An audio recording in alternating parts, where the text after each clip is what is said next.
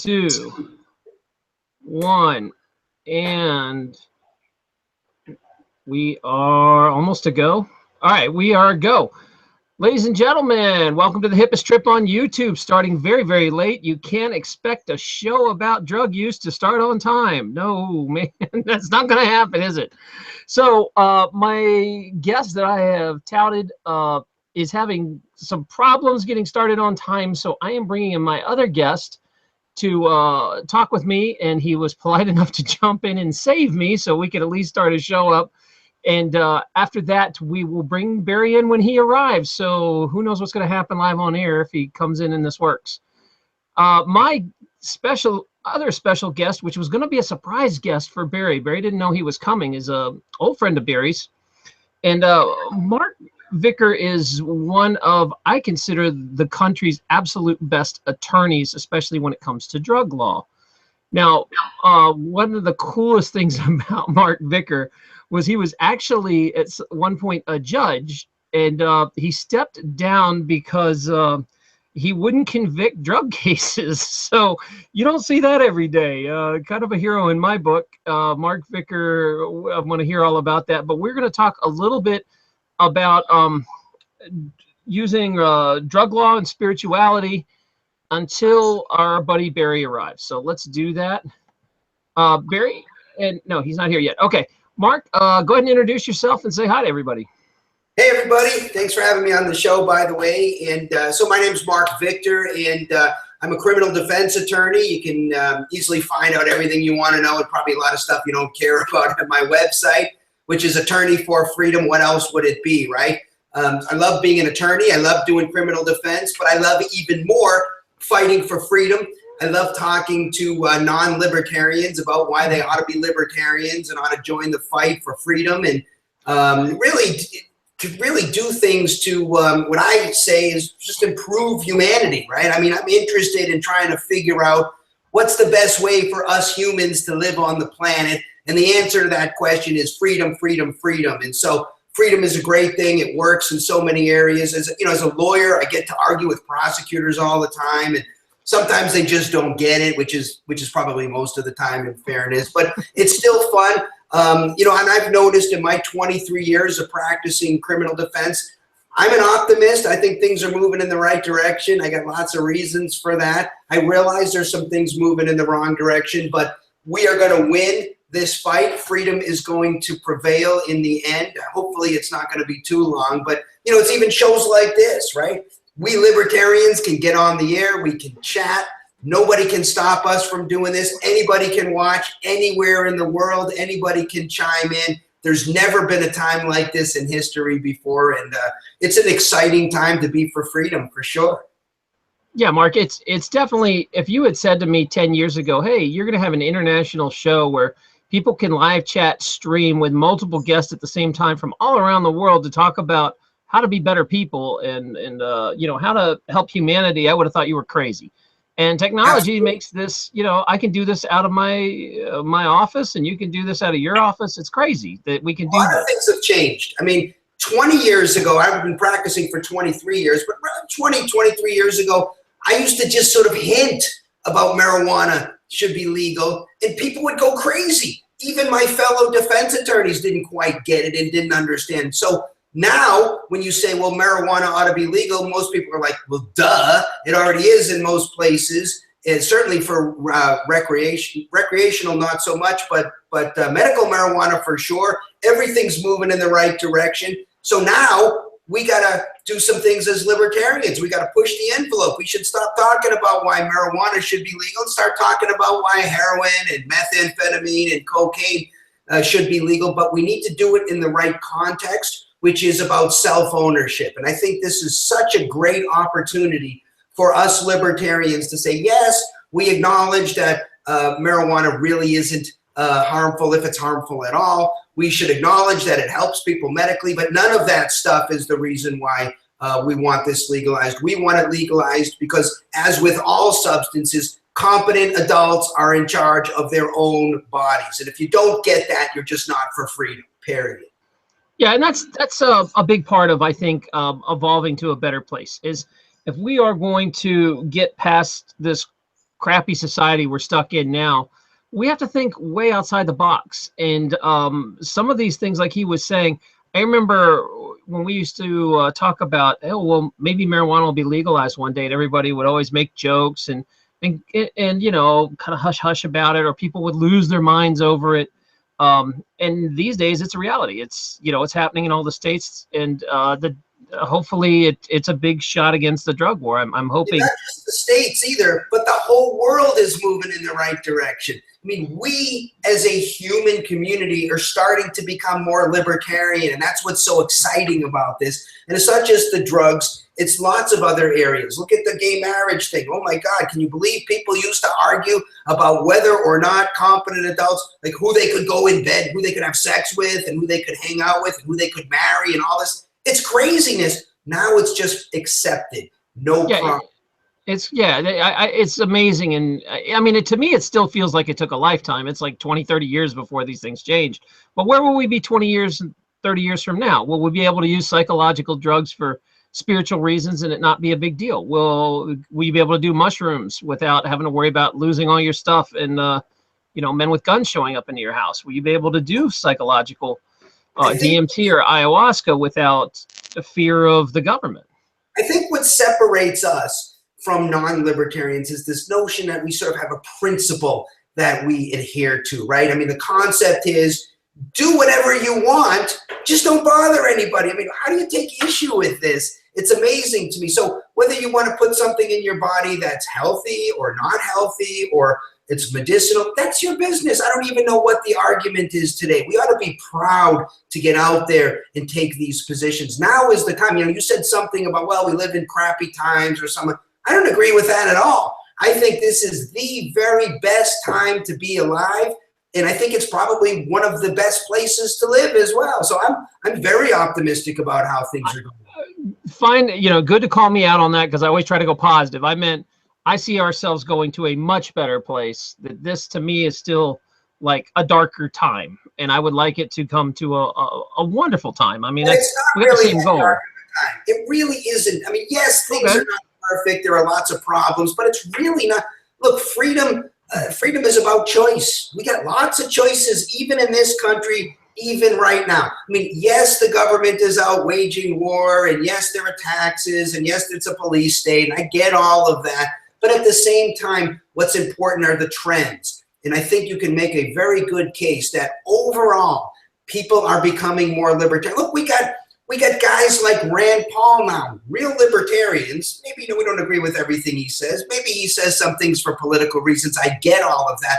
But we got guys like Rand Paul, or before him, his dad, Ron Paul, hanging out in the Republican Party, putting out hardcore libertarian positions, which are becoming more and more mainstream. And so I think it's a wonderful time to be alive. I think it's certainly the best time ever on the planet to be alive for many different reasons. We can trade now with anybody around the world from the comfort of your own home. You can pay for it, even in encrypted Bitcoin if you want.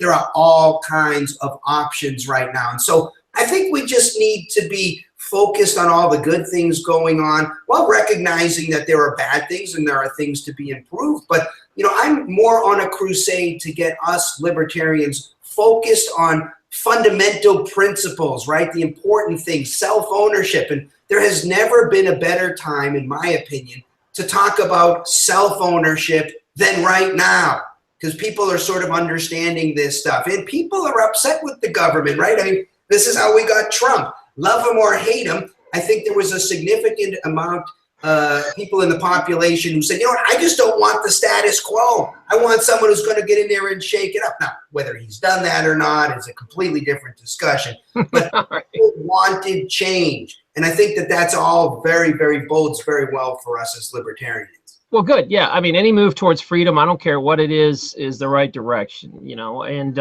if that happens to be your flavor is, you know, growing your own food or standing up for homeschooling or using drugs for whatever reason you want. You could use them for fun or you can use them for spiritual reasons. We need to connect all of these issues because it's really all the same issue, right? It's the same question. Who's in charge of the thing, the owner or somebody else? And we just simply say, if you own it, you're in charge of it. As long as you can use it peacefully and you don't bother anybody else. It's very hard, I find, to argue against that point. I get that. And yeah, because I remember it doesn't matter, because I don't really talk too much politics on the show, but I remember whatever argument or reason or law you pass, there's always a freedom decision behind some of these things. Like, you know, you have two choices, and one is for more control and one's for less. And we always try, you know, to promote it. When you have that moral compass of leave people alone and live a nonviolent life, the moral compass is easy to figure out. When a law comes up, does this harm people or does it not? Does you know, once you have those clear paths, now it's much harder to put in real practice, you know, in real life, but at least I have a compass, you know. Yeah, you know, I think we libertarians need to do a better job marketing what we're about.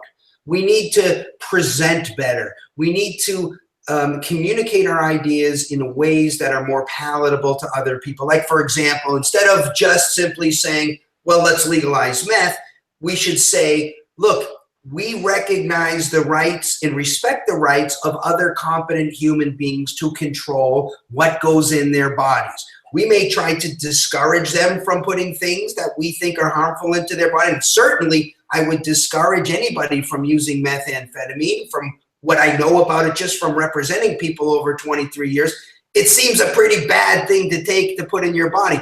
But I only control this body, right? I don't control any other body. And so what we do is respect the rights of our fellow human beings. That's what we're doing. We're respecting their equal rights to control their bodies, just like we want to control our bodies. And I think we need to put the discussion into those terms, because remember, we don't have to convince everybody to become a libertarian. You know, people talk about the American Revolution and say, well, it really wasn't everybody. There are estimates as low as 10% of the people wanted revolution. The highest I've ever seen is about a third. So we just need to get more people in our movement. We don't have to get everybody. I still think most people don't really care that much. They'll follow whoever's leading. Mark, I think there's a new generation, and thank goodness there is, because I know people under, you know, pretty much anyone under 40 doesn't trust a thing they hear on the internet or TV. They always go check stuff out.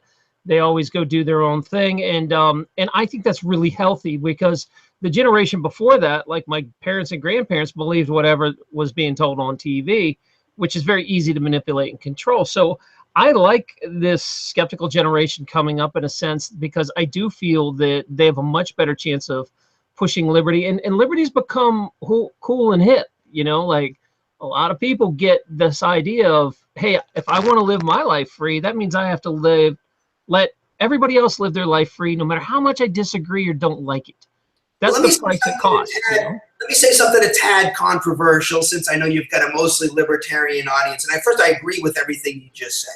But let me also say, too, I think we also have to recognize that there are good people who are acting in good faith to try to accomplish good things, even in the government, who we just disagree with. It's not everybody acting with bad intentions all of the time. And so we shouldn't get too far off center on that position as well. We shouldn't broad brush everyone in any group, and that includes people even in the government. I think there are good people there. I think they're trying to accomplish good ends. They may even be socialists. What we need to convince them of is that the means that they're using isn't going to get them where they want to go. If you want to raise the tide of the standard of living for people, the best way to do that is capitalism and free market, and letting people define and pursue their own happiness. And so rather than take a big stick and just whack everybody who's in the government or everybody who disagrees with us, we need to be a little bit more inclusive.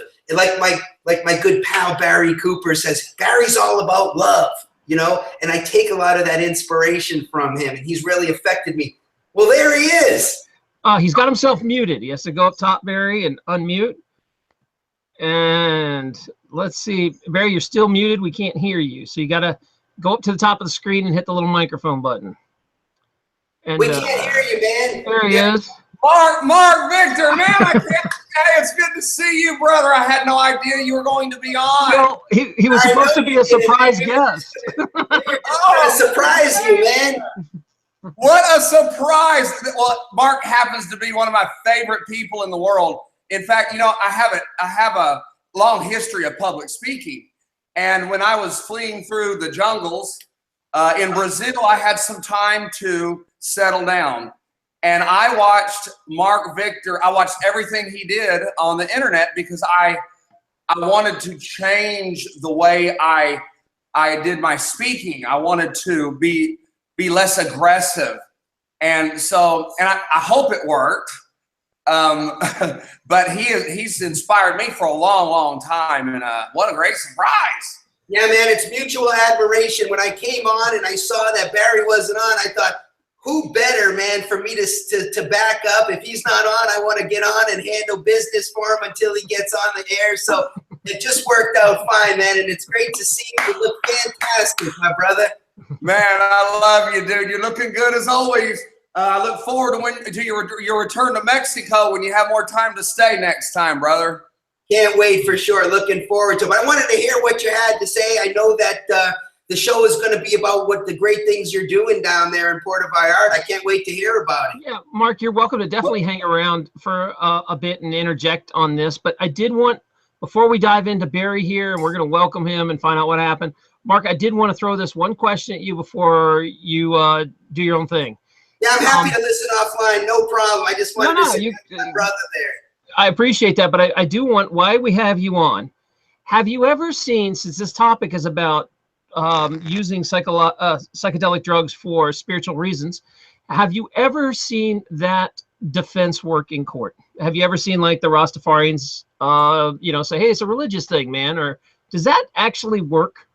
The answer is generally no, it doesn't work. There is some movement, and the reason there's a little pushback in this area is because you start impinging on religious freedoms, and the courts are generally pretty protective of things that are listed in the first 10 amendments for sure. And when you start, you know, you get these conflicts all the time in constitutional law. On one hand, we want to stop everybody from using drugs that they want to use. On the other hand, we want to respect the rights of people to advance and promote and practice their own religious beliefs. And so the courts sort of destroyed this concept, in my opinion, but then we got the, I think it's called the Religious Freedom Restoration Act, which changed the standard, made it a little bit harder for the government to interfere with religious beliefs. And, you know, in the case of Native Americans smoking peyote and things like that, there has been some success.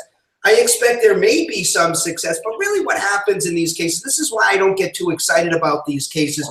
You really got to show genuinely this is a part of your religion or something like that. And just as a libertarian and as a free man, I don't want to have to convince somebody that this is part of my religion so I can put something in my body. So for me, it's the wrong reason to argue for the case. It's the same thing about medical marijuana. I can see that it helps people. That's not my argument. My argument is simple. You own you, and you should get to put in your body whatever you want to put in your body. So I personally don't really march down that road very far. Although as an attorney, I would be happy to bring the argument on behalf of anybody who could legitimately, you know, genuinely have that argument to make.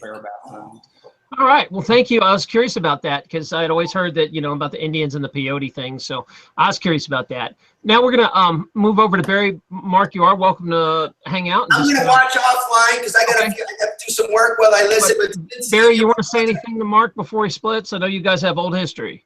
Yeah, man, just big love to you. I appreciate everything you're doing. You were one of the pivotal people in my career for sure.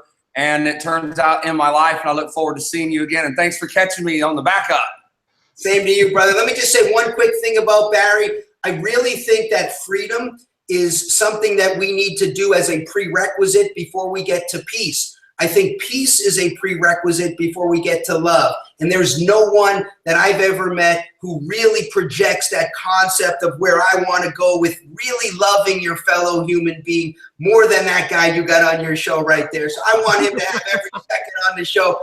And I'm going to check out and let you talk to my brother, Barry, right now. Thanks for having me on. Really thank you so much, Mark, for saving the show. And Mark, I want to recommend that anybody that lives in your area, if you do get into trouble, he is the best. So Attorney for Freedom, please check out his website, and I'll post it in the description. Thanks, guys. Peace. Peace out. Oh, Barry, here we are, because, you know, we can't have a drug show that starts on time.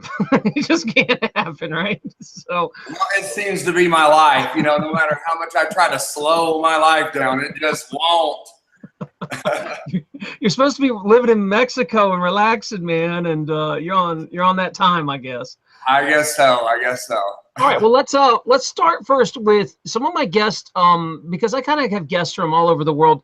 They don't know your backstory and who you are. So why don't you take 4 or 5 minutes and kind of fill them in from where you started and to where you are now? Sure. At age 21, the youngest age a person could be, I became a police officer in Texas. At that time, there were probably 3 drug dogs in the entire state. So it was a very misunderstood concept. I had trained coon dogs and cow dogs and squirrel dogs and every kind of dog, hunting dog you could imagine my whole life. So I started training my own drug dog, which got the attention of a small police department of 3 officers. I was the 3rd.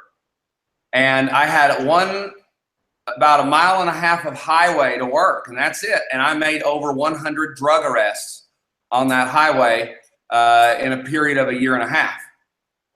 I'm not proud of that, because obviously people do not belong in a cage for a non-victimless, for a victimless crime. So that got the attention of one of the largest task forces in the state of Texas. That was the Permian Basin Drug Task Force. They hired me and my dog. At the time, I was the only officer on the planet that owned his own dog. Normally, if they wanted a canine, they would buy it from an academy, place it with the officer, and train the officer. Well, they got me and the dog. We had 18 agents for the Permian Basin Drug Task Force. And I made more drug cases than all of them put together. I only worked there 2 years. During that 2 years, I received extensive training and worked a lot of joint operations with the FBI, U.S. Border Patrol, U.S. Customs, DEA, even a few operations with the U.S. military. I then moved from there back to my hometown of Gladewater, Texas, out of narcotics, where they hired me, and for 2 years I did the same thing. You know, I was able to make, you know, record seizures. They had never seen anything like it in their life. I just completely overwhelmed the drug enforcement market, to the point they started having me travel to police academies everywhere and teach other officers how. So then I learned I was wrong. So for 8 years, I kept that up, arresting people, putting them in cages, believing I was doing the right thing, because the churches, the schools, my parents, they all taught me that people who did drugs were evil. So, and I believed it. That doesn't excuse me for the dark humanitarian crimes that I committed. And when I learned I was wrong, see, my mother worked on my conscience as a young man a lot. If I hurt anything, she would stop me no matter what was going on and have me go through the process of feeling what, you know, that lizard felt that I pulled his tail off, and so when I learned that I had caused all these humans to suffer, I sort of went crazy for a long time. Even during the future, post law enforcement, when I did all of my activism, I was still having a real struggle with it. And that's lifted since. You know, I feel like my karma has lifted. I'm still sorry for what I did, but I'm not carrying that guilt around any longer. Well, did you have a pivotal moment where you were like, this isn't right, I'm on the wrong side of this? I did. She's my former wife now. I had just started dating her, and she was a pot dealer. And I smoked some pot, and I loved it. It was, in fact, if it were not for, and marijuana, cannabis is a psychedelic. Cannabis and psychedelics, there's no question in my mind, I would be in prison or dead, because I was a very aggressive person. And we don't know how it happens. We don't have a scientific understanding of how it happens. You know, we know cannabis cures or helps heal people from cancer and all kinds of things. But it also does, these psychedelics also touch the conscience in some way, and makes people better people, nicer people. So that was a pivotal moment when I started smoking the pot with her, and she told me it was wrong to arrest people for that. And I'm like, that was about the time the internet was just getting kicked off. So I began Googling, and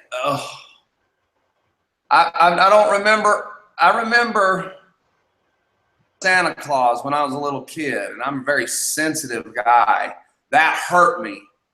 But this was probably the most devastating enlightenment or devastating moment that I can remember, that what I had done, that I was so proud of, and what I had achieved as one of the top narcotics agents on the planet, was actually comparable to, you know, being a Nazi or something like that.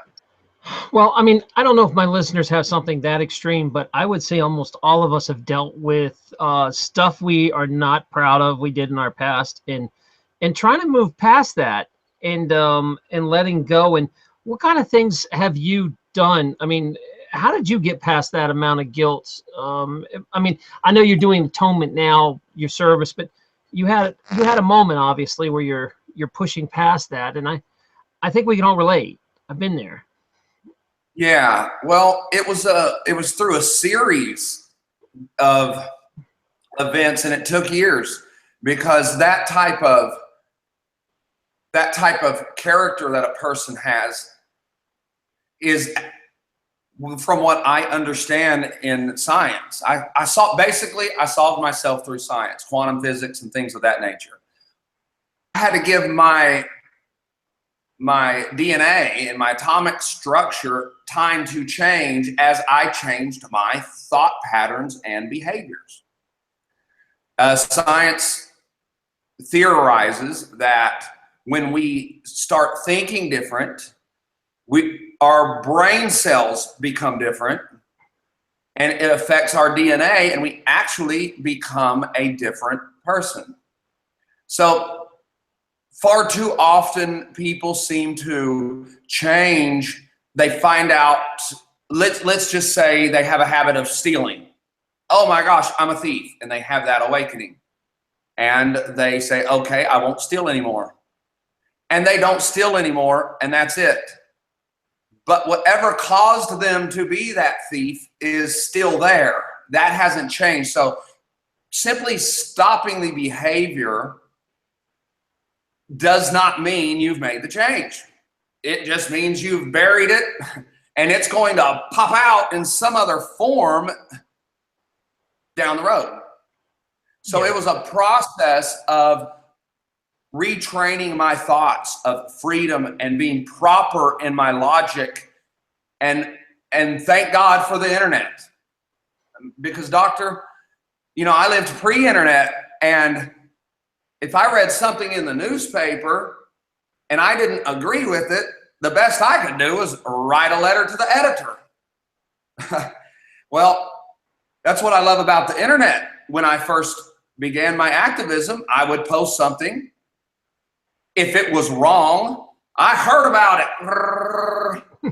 So I'm like, Nice. I appreciated that, actually. In fact, I have a track record online of 11 years of retracting things that I've been wrong on.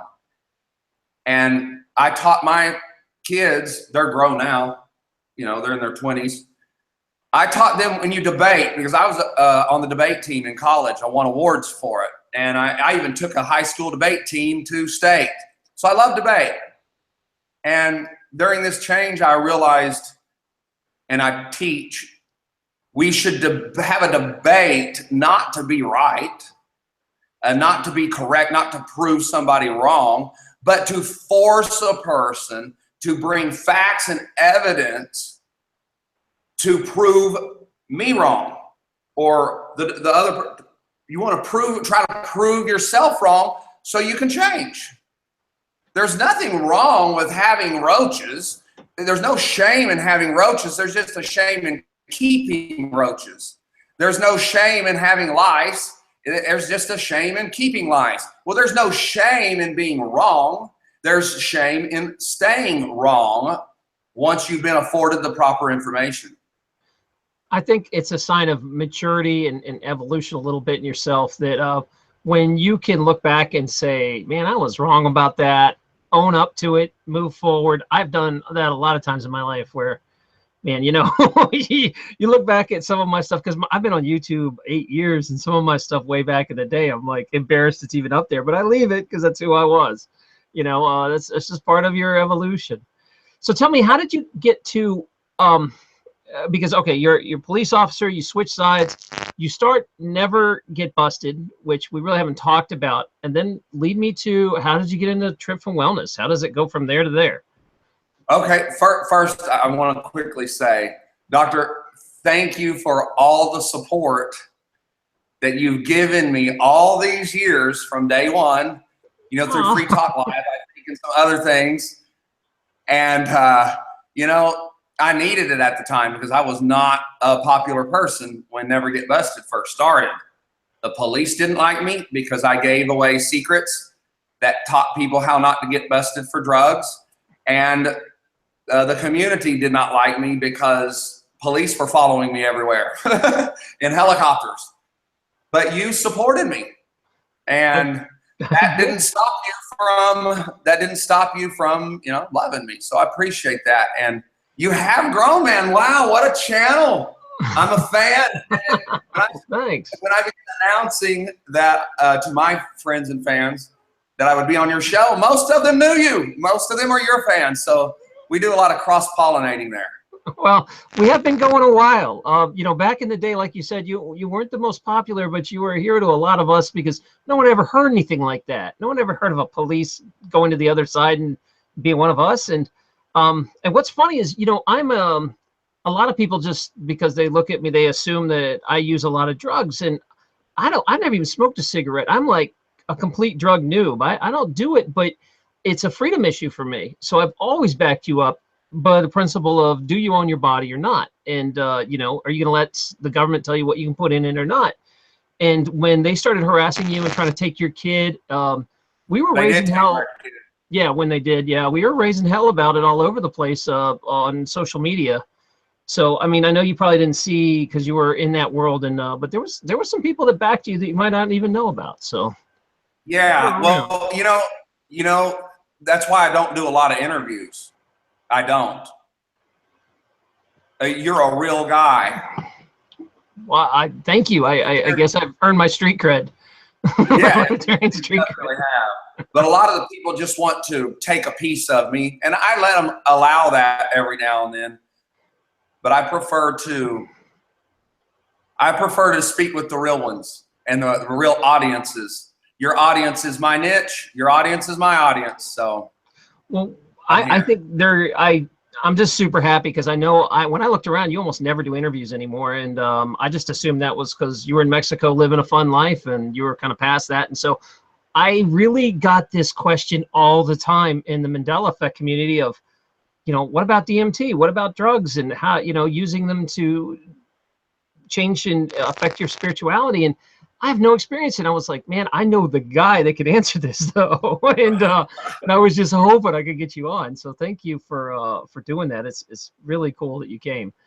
So take us through a little bit about, because we're going to have to run the show a little late because of we started late, but I've got all these questions and we got to get into it.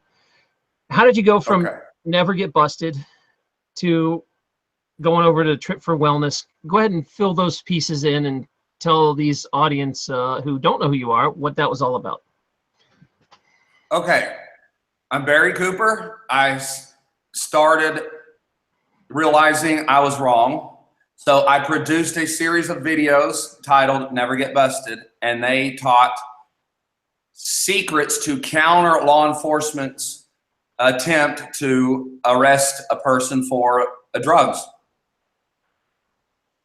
That turned into, I had no idea it would be, the Associated Press picked up the story and it went worldwide. It was in every newspaper in the world. There, I developed a fan base of people emailing about police arresting and searching them illegally and really mistreating them. And I knew it was true because I used to be one of them. Busters. It was a internet reality show. It was in Odessa, Texas. I set up a fake marijuana grow house. I hung a marijuana grow light, but I put 2 little Christmas trees under the light instead of marijuana. I rigged it with hidden cameras. I hired 5 detectives of my personal choice, and we lured the police into raiding that house all on film. And then we drove to them with the media, confronted them for the illegal raid. I did that to bring attention to a girl, Yolanda Madden. She was serving an 8-year federal prison sentence. The police in that jurisdiction, and it was the same jurisdiction I used to work in, they had planted methamphetamine on her. She had already served 4 years and had 4 years left, a mother of 2. Because of the attention that I brought to her case through that copbuster sting, she was released from federal prison and she's still free today. So that went from setting more stings for cops. I was running for a Texas Attorney General, which would have made me the top law enforcement agent in the state of Texas. I was gullible and so naive, I thought I could win it. And I would have won it because I was using the Copbuster show to gather support, and it was working. But those, I mean, they're in charge of, the Texas Attorney General has $1 billion budget. They're connected to the Department of Justice. There's no way they're gonna let somebody like me win something like that. So I got raided, and it was a misdemeanor raid. And the raid was for my Copbuster tapes, my computers, cameras. It was for my media. First Amendment. I kept saying, but I'm a journalist. I'm reporting corrupt police. They didn't agree with that. So they arrested me. They arrested my wife. And it didn't stop. For a year and a half, I went to jail 4 times. My wife went to jail 3 times. They took my autistic son for a year and a half. We had a big court battle. All of our charges were misdemeanors relating to copbusters. And we couldn't win in court. The judges were ruling against us even when we were right. A 3rd grader could have seen that we were right. And people kept telling me there was a conspiracy against me. And I'm like, no, there is not. I'm just running into a streak of, they're just picking on me. But I didn't think there was a conspiracy. I was not a conspiracy theorist at all. Well, then a group similar to Anonymous hacked an Arizona law enforcement agency's computer website database and released tens of thousands of documents within those documents was an FBI report about me and cop busters. And you can find that online. You just Google FBI report Barry Cooper. And the report gives law and local law enforcement permission, actually tells local law enforcement to join together to shut me down. So all the raids and arrests were to stop me, and it worked. So once I got clear from all of those charges, every second of my day was consumed just to stay alive and to fight court battles and to get my autistic son back. Once we got all that settled, I had pre-planned my escape. I told everybody that we were going on a Christmas cruise from Florida. The truth is, we left on a cruise ship. My son, we got our autistic son back, but there was a danger of them taking him again. I was not going to let that happen, doctor, because of the sheer, the torment. And so I had it set up. You can leave the US without a passport on a cruise ship only if the cruise ship comes back to the US.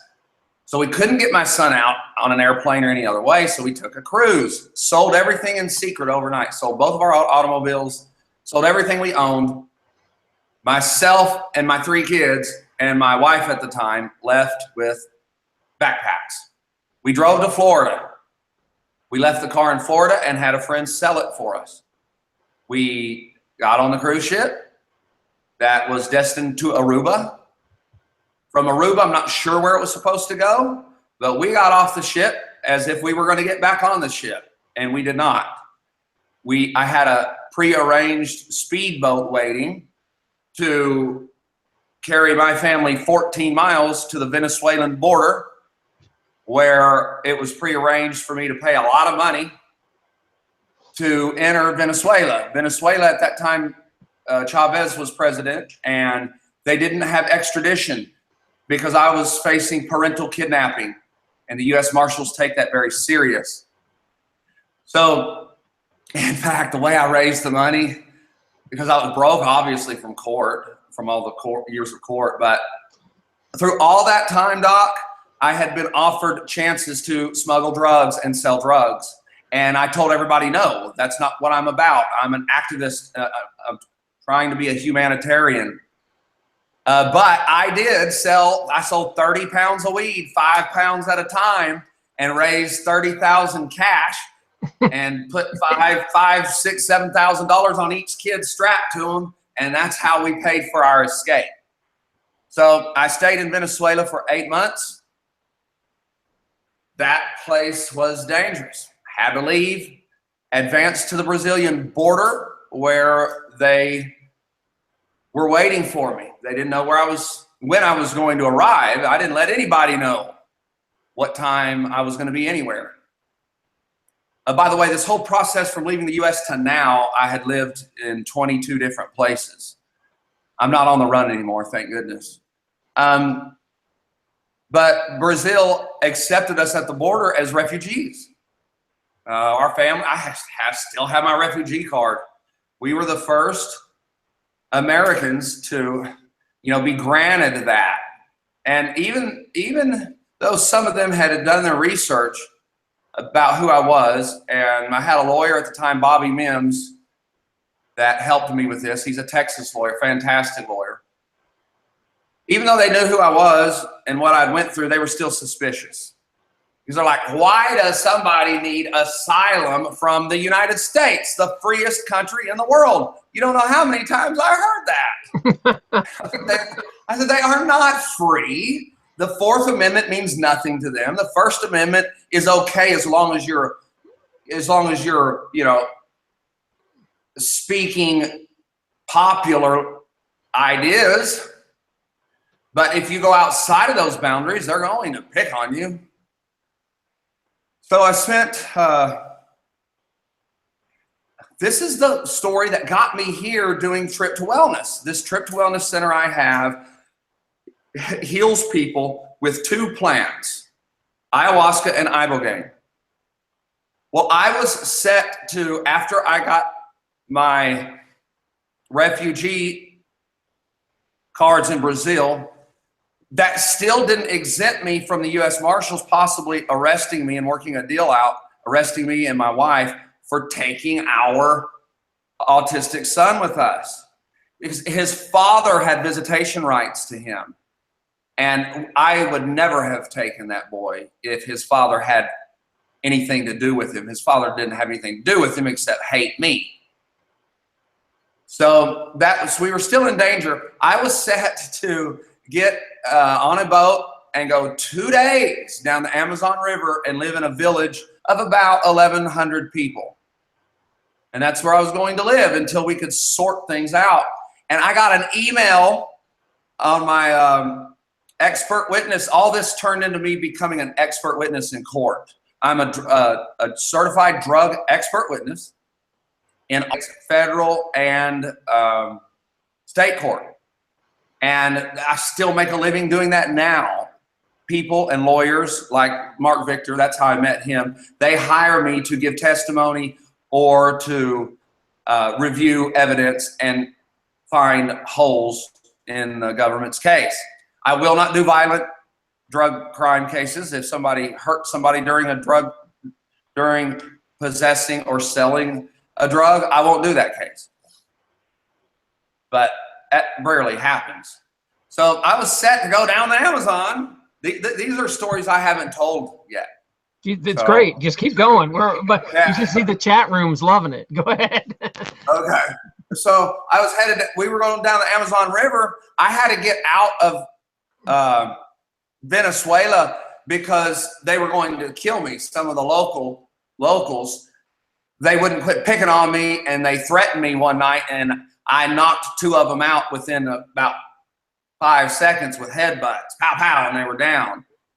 You know, I've been a street fighter all my life. I had been in over 300 street fights at that time. You know, I told you I was this violent person. I was very nice. I was polite, mannerable, popular. I even, you know, got Mr. UGHS, you know, the high school that I came from. But I was a very aggressive, violent person. And I was taught, I was honored for that. So it wasn't any problem defending myself in Venezuela. But it is when they, you know, get a big gathering together with machetes and want to kill you. You know, I can't defend myself against that. So I get an email 2 days before we leave Venezuela to Brazil that says, and it's from somebody in Brazil, a former Floridian from Florida, and he said, I don't have money to hire you. Do you do cases in Brazil? They raided my ayahuasca retreat center, and I will let you stay at my ayahuasca retreat center, you know, for a weekend or during a retreat or whenever you want. I thought it may be a trap from the U.S. government because it was so synchronistic. Well, it turned out not to be. And he didn't know I was in Venezuela. He thought I was still in the United States. A lot of people didn't know I'd left. This was an ayahuasca center for the rich and famous. And we moved there. I lived in a $500,000 tree house in the jungle. Literally, it was trees, just a beautiful place.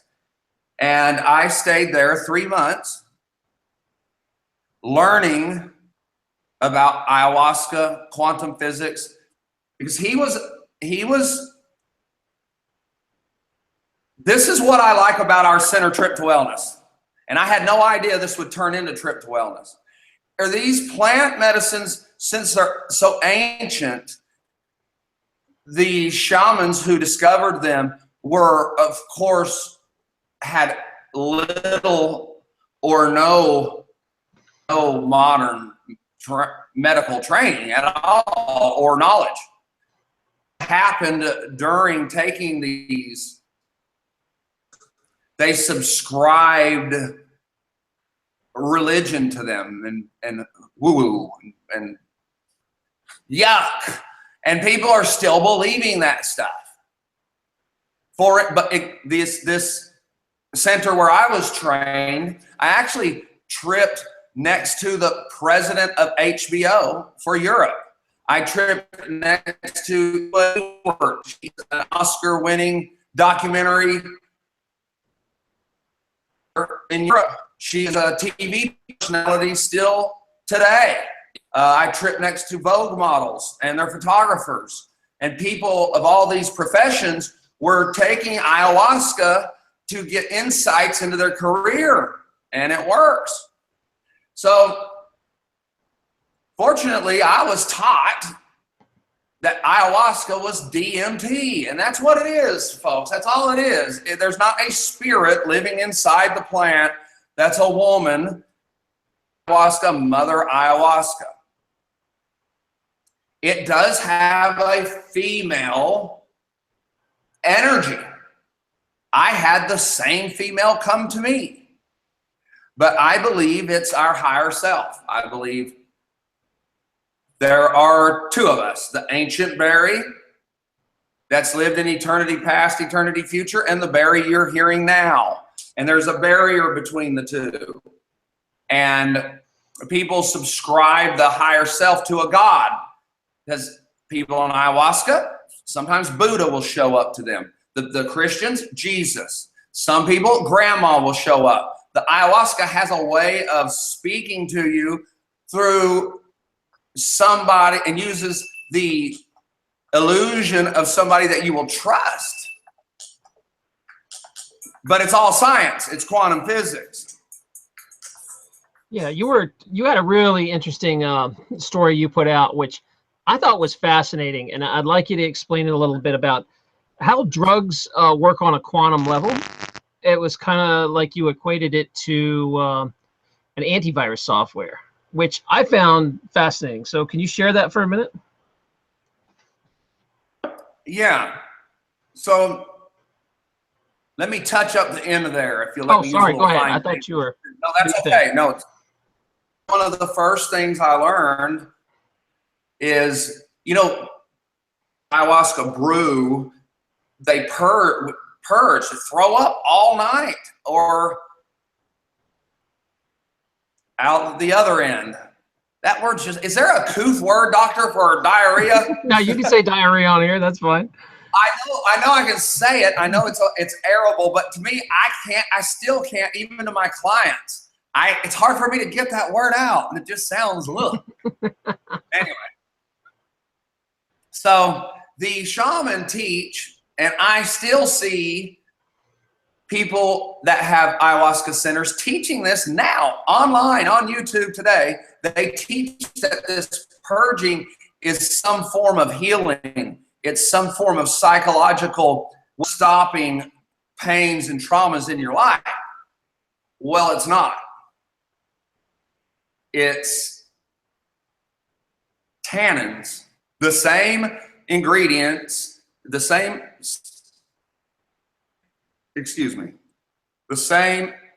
thing that's in red wine, that if you drink too much of it, especially on an empty stomach, it hurts your head and you throw up. Those are tannins. That's the same thing that's in ayahuasca brew. But it's heavier in tannins. That's why they're throwing up. The brew we use, we remove as much of the tannins as we can. And have people who never throw up, they never go to the bathroom. If somebody does throw up, it's once. And it's because we removed the tannins.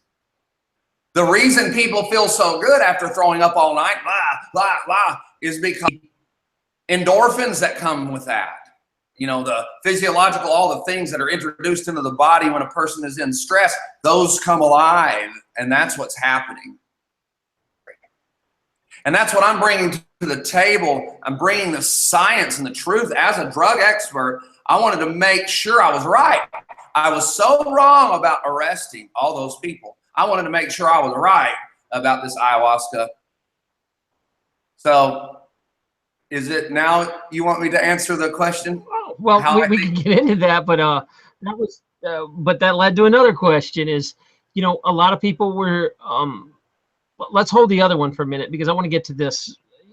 You were saying that, and this is something also in your videos that you don't really follow what the shaman do because you use the science behind it. Although you do connect, you know, people with their spirituality, that a lot of the stuff the shamans brought in are pretty unnecessary and somewhat toxic to the body. Really, they would you speak a little more on that topic? Yeah, in fact, that's a good topic. Where's the water? A pitcher of water. So, yeah, in fact, a lot of what they're doing is dangerous. And I came out on purpose and opposed them on purpose, really strong. There, I won't tell you where it is, but there is a 5-page thread with a dozen shamans. Actually, some of them want to kill me, talking about killing me. That I'm being sacrilegious. I knew that would happen, but it's okay. I want the truth out. There, for instance, there are shamans and Ibogaine centers that have beautiful websites that are treating drug addicts, and they put them in a sweat lodge. Ibogaine. And I mean, a sweat lodge dome. It looks like the igloos, the little, what are the little ice people that live in Alaska called? The Inuits. Eskimos. Yeah, Eskimos. Yeah, well, it's like all the Eskimos. They build one of those and put them in there for 2 or 3 hours. I've had credible people give me a play-by-play version of what this felt like because they don't let you out and they feel like they're gonna die. And then they pull them out of there. Ibogaine. That is I cannot understand how that could even be considered when giving somebody Ibogaine. Ibogaine right away. Our clinic is the only medically licensed clinic. One more. Medical doctors. One doctor has been administering Ibogaine for 8 years, along with my partner, Alex. He is an Ibogaine expert. Registered nurses. One, actually, my girlfriend, and she's one of the top registered nurses in the world, you could say. She graduated with honors at the nicest school in the Philippines. She's Filipina. We have another ayahuasca expert, Grace, and myself. So ayahuasca, you do not need a medical team to do ayahuasca because nobody's ever died from it. You do for Ibogaine because these people are sick, doctor. They're addicts and they're oftentimes malnutrition and are in a weak state physically, mentally, spiritually. And Ibogaine raises the blood pressure. So if you put somebody in a sweat lodge and then raise their blood pressure and they start tripping a little bit, it's just not safe. So when we provide Ibogaine, there's a doctor. They're on an IV the entire time. They're under the influence of this wonderful plant. And they wake up the next day a new person, literally. You remember me telling you that it took years to change my character through the process of changing atoms and cells and all of that? Well, I feel like I'm hogging the whole show. Well, I'm letting you go but I would like you to at least tell people real quick, interject. If you don't know what Ibogaine is, Ibogaine is an hallucinogenic drug, which for some reason, and I'm hoping Barry will tell us, seems to stop addiction. So these people go through a trip for 2 or 3 days, and then all of a sudden they're not meth addicts anymore. And it's wonderful stuff, but I'm not sure why it works. So I'm gonna ask Barry. Yeah, he's exactly right. I'm glad you interjected that. Ibogaine is a plant from Africa. It's a bush, and it's boiled, and they extract the goodies out of it. That's it. And when a drug addict or an addict of any kind, sex addict, porn addict, computer addict, food addict, we've treated people with food disorders. You know, they're heavy. And instead of getting their stomach stapled, they take Ibogaine. Ibogaine, we know this for sure. Ibogaine does an actual physical reset of the brain's pleasure centers, and it also resets the levels of dopamine, serotonin, and it levels all that out. So what happens, let's say, let's say your synapses are completely saturated because you've been an alcoholic for 20 years. You're saying this comes in and just knocks the synapses clean. Yes, and it fills in those pleasure centers and fixes it back to the pre-addictive state. So they wake up with no craving for the drug any longer. I've experienced myself, doctor, being from Texas. I drank beer and whiskey all my life, and it became a habit, a bad habit. I wasn't an alcoholic because my life was still manageable, but I drank every day. It was pesky because I craved it at 4 o'clock. And when I drank, I usually got smashed. I took the Ibogaine. It's been over almost a year and a half. I still have a drink from time to time, but I never get smashed. I don't remember being drunk in a year and a half. Maybe a little buzzed, but that's it. It's because that Ibogaine fixed my brain to where I didn't need it and didn't crave it any longer. By the way, Ibogaine is the only substance known to man that will take an opiate addict from to not craving it with 0 withdrawals. They may have a little withdrawals. See you guys. Thanks for catching me on that one. Love y'all. That's my team. Okay, that's Leandrew. You remember the video? I was hoping you'd get to play that video tonight. Yeah, we'll see if we can work that in somewhere, but feel free to stick your head in there and say hi if she wants to say hi. But Leandrew, you want to tell them hi? Come here, Kelsey, please. Listen, What's up, Dr. Lupo? How's it going? Hey, what's happening, my man? My master mixer, right? Hey, guys. These two have Autonomite Company. They're the engine behind Never Get Busted and Tripped Wellness. They built both of our websites, and they're brand builders. They have a lot of humanitarians websites, a lot of famous people. So if it were not for them, you wouldn't be hearing me right now. Your website looks awesome. So yeah, well done on that, guys. Thank you, man. Thank you. I will let you guys carry on, man. Yeah, thanks. Well, let's get back to the science of this, because even though we're going to talk about ayahuasca, we're going to dive in deep on that too. Right now we're on Ibogaine, which is something that for some reason it's illegal in the US, which obviously, you know, I know what that is probably. But the idea that it can break all kinds of addictions by resetting, you know, the dopamine and serotonin receptors is fascinating. And I don't really quite understand why it does it, but the fact, you know, the proof's in the pudding, it works, right? It works. You know, in fact, we're treating a meth addict tonight, Alex and Dr. Diego, treating a meth addict tonight. He's 20 years old, 22 years old. He's been smoking crystal meth for 7 years, and it's gotten to the point his lips are dry. He's got scabs in his nose. He's in bad shape.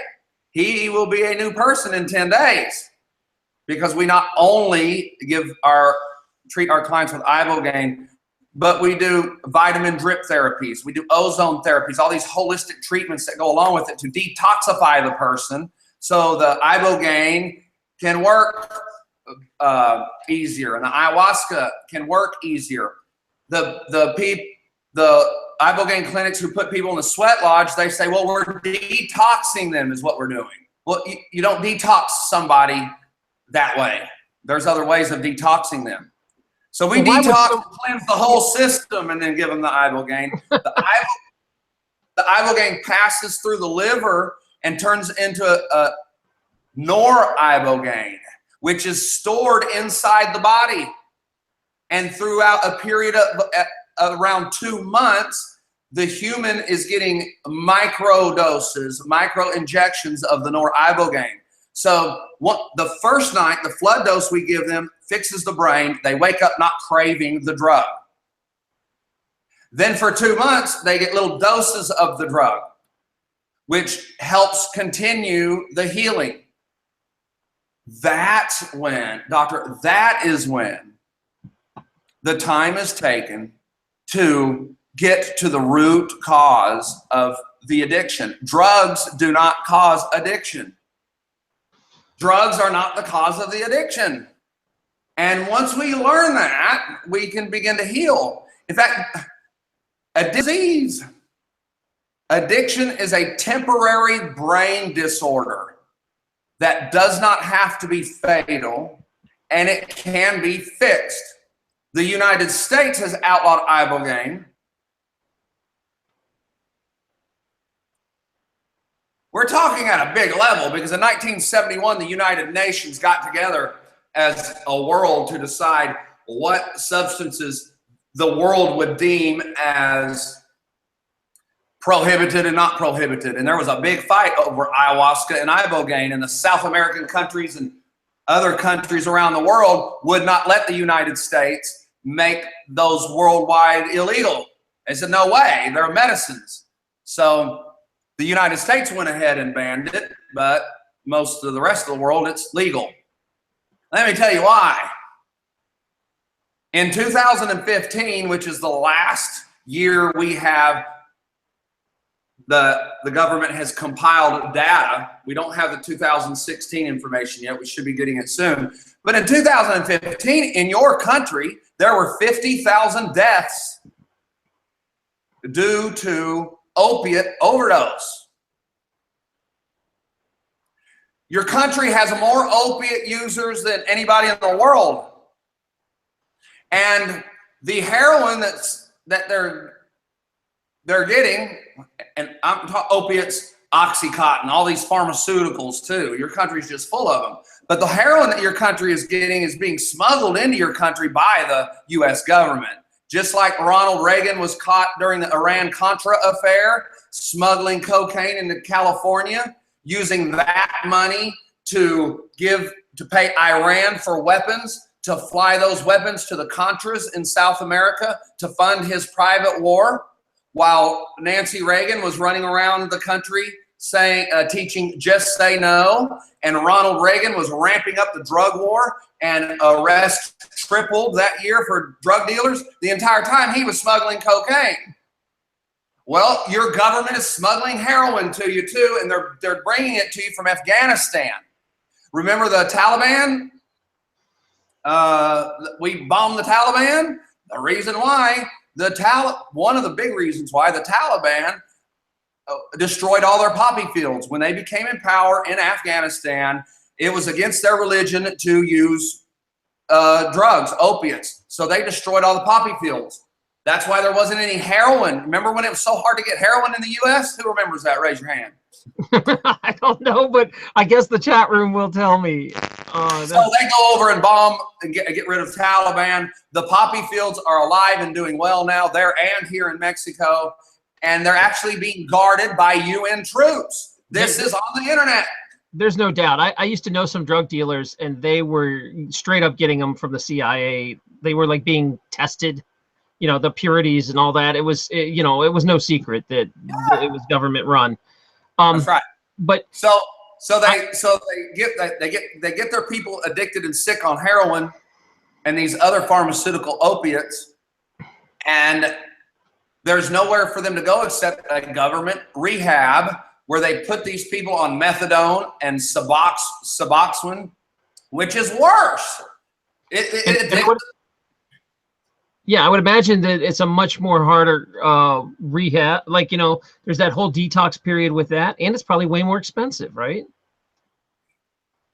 Yeah, well, the government makes money on it, and Ibogaine would ruin all of that. And the funny thing is, the people that we treat that are on Suboxone or methadone, we tell them before they arrive, we need them 2 weeks back on heroin or a short acting opiate such as Oxycontin or something like that, because the Ibogaine won't get the Suboxone.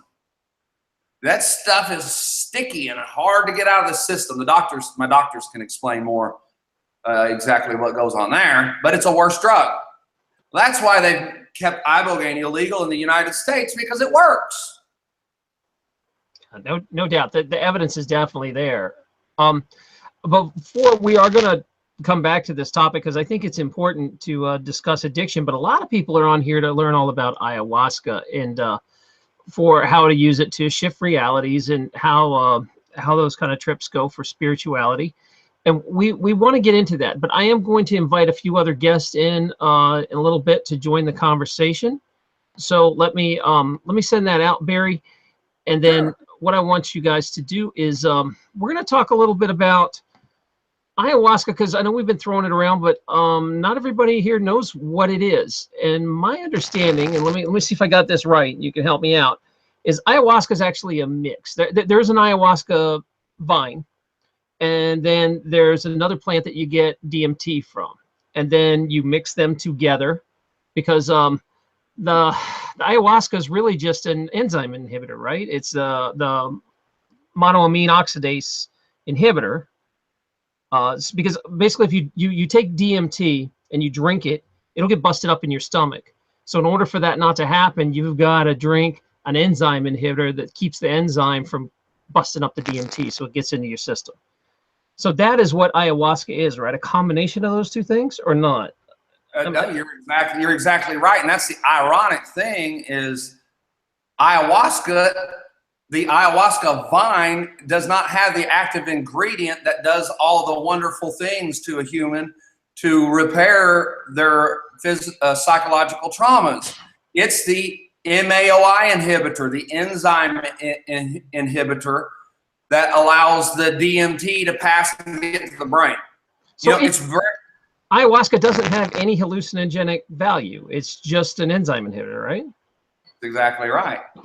Wow. So what's the deal? Why is it so illegal if it's just an enzyme inhibitor? Well, because when you say ayahuasca, you are actually saying the drink is what it's known as. And the drink does have DMT in it, which is illegal in the US. Now, here's the thing. In the US, you can have the ayahuasca vine and you can have the mimosa, which is where they extract the DMT. By the way, there's a lot of plants that have this DMT in it. And there's a lot of plants that have MAOI inhibitors. In fact, ayahuasca vine it's harder and harder to get, harder and harder to find. Pretty soon, there's going to be a pharmaceutical ayahuasca that works just as well. I can't wait. They've already got them out there. We're doing some testing with some, but the doctor, you're exactly right. If people are smoking DMT right now in the United States like crazy. It's a big scene now. When you smoke DMT, it puts you in a dreamlike state for about 5 to 10 minutes. By the way, DMT is a molecule that everybody has in their body right now. We think it's produced in the pituitary gland.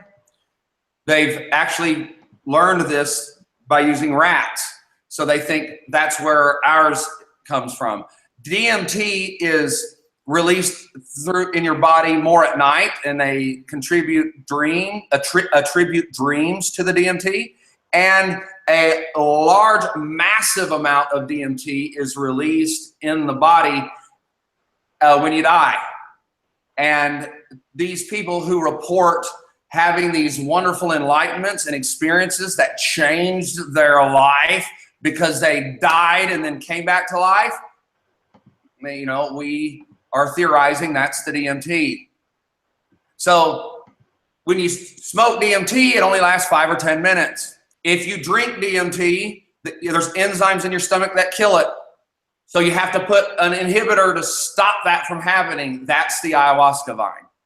So those two are mixed together. The ayahuasca vine, the mimosa, which is the DMT, we drink it, and that allows the DMT to pass through the stomach and get to the brain, where this experience happens for anywhere from 4 to 6 hours.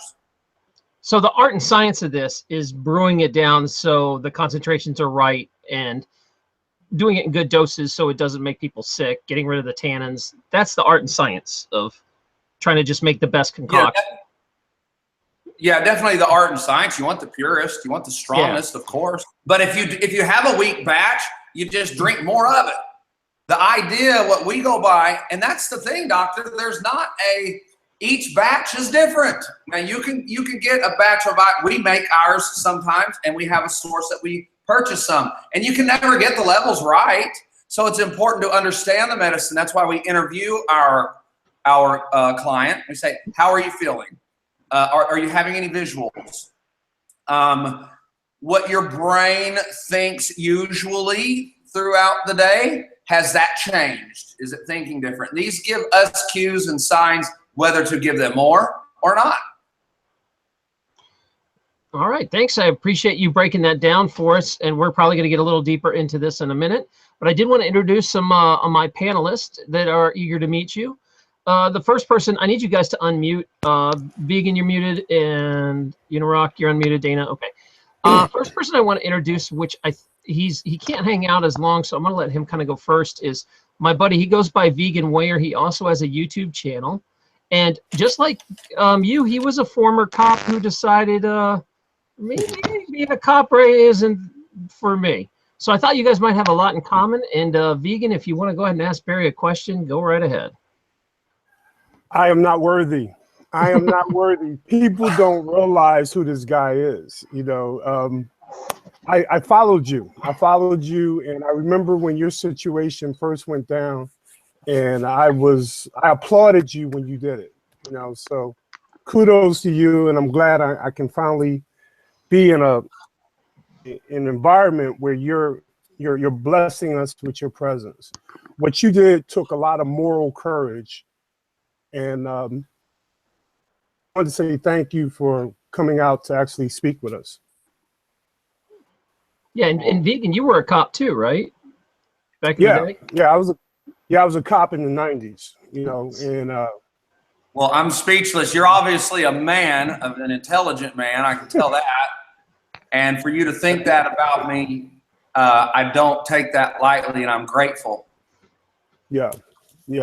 I mean, a lot happened during the 80s and the 90s with the drug game, you know, and a lot of good people lives were taken. A lot of people were imprisoned for just smoking marijuana, and it was ridiculous. It was a bad time in our history, and I think a lot of us don't quite understand the impact it had on communities, especially the Black community, you know. So when people came out speaking against the injustices like he did, he was being viewed as a hero, you know, even with people who were in law enforcement, you know. But a lot of us couldn't speak out and support him in fear of losing our pensions and stuff like that. So yeah. Well, I just got chill bumps. I wanted to cry. I still cry a lot. I'm a sensitive person. You're right. They absolutely destroyed the Black community. Yeah. I was part of that, brother, and I'm sorry, but you were targeted. You were targeted. In fact, it was Ronald Reagan's CIA they're the ones who invented the crack, and they gave it to Freeway Rick Ross, a Black man in the community, to get it to the other Black people, and then they started arresting 1/10 of your population. 1/10 of the male population, 1 out of 10. Is that 1/10? 1/10 of the Black male population is in prison, brother. And in the 80s and 90s, it was a It was a war, bro. You know it. You like what you just said. I felt you. I felt that. But you know what? It's still a war, bro. It's still going on, and they're still picking on y'all because of the color of your skin. And I'm not trying to incite race riots or anything like that. But the truth is the truth. Right. The United States criminal justice system is prejudiced and racist, period. I mean, at any time, wherever I lived in the US, I could get on Google and find out how many sex offenders were in my neighborhood, and there would be no less than 20 or 30 that lived within a 10-mile radius of me. But I couldn't find a black man. And I had them all in jail for drugs. And it just doesn't make sense, which, thank you for saying that. It triggered something in me that just is killing my spirit. The cases I'm doing now are methamphetamine cases. They've gone nuts on people with methamphetamine. And here's what they're doing. They're arresting these moms with a pipe of methamphetamine. There's actually a term now, medical meth. Methamphetamine, it calms these people down. There are people that are taking it, been taking it for 10 years. It doesn't make people crazy. It makes you slaughter people. Sleep deprivation, malnutrition, and craziness does all that, not the methamphetamine. But they're arresting these mothers, putting them in prison for decades, and the kids are so traumatized. Guess what they do? They give the kids amphetamine, methamphetamine, in pill form through Adderall. Yeah. You know, so.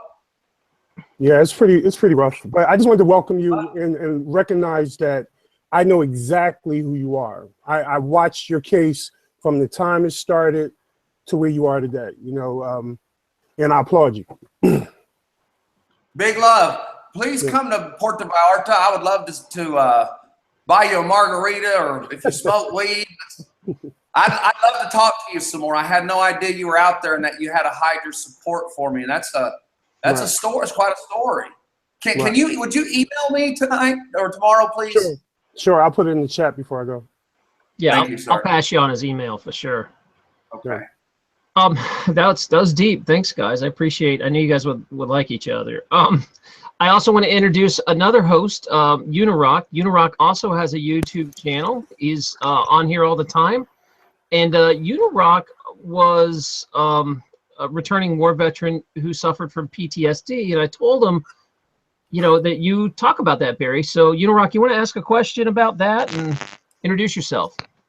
Yeah. Hi, Barry. I'm a big fan. Thank you. I'm flattered to even get a chance to speak to you. I've followed you for a little while. I was introduced to you by the doc, and I've sat around and watched your videos and followed your ideas, and I think you could really change a lot of lives if we get your message out there, and I'm going to attempt to do that with your permission on my channel a little bit, talk about you if that's okay. But yeah, I wanted to ask you, you know, a lot of people that we have in our chat and who watch our stuff have anxiety and depression issues, and I'm one of them. I've been suffering from anxiety since I returned from Iraq and the military, and I'm intrigued to find out what you found out from your experiences, how these chemicals, these drugs, ayahuasca and the other one, Ibogaine, I'm intrigued to find out if they can help people with anxiety and depression also. Yes, sir.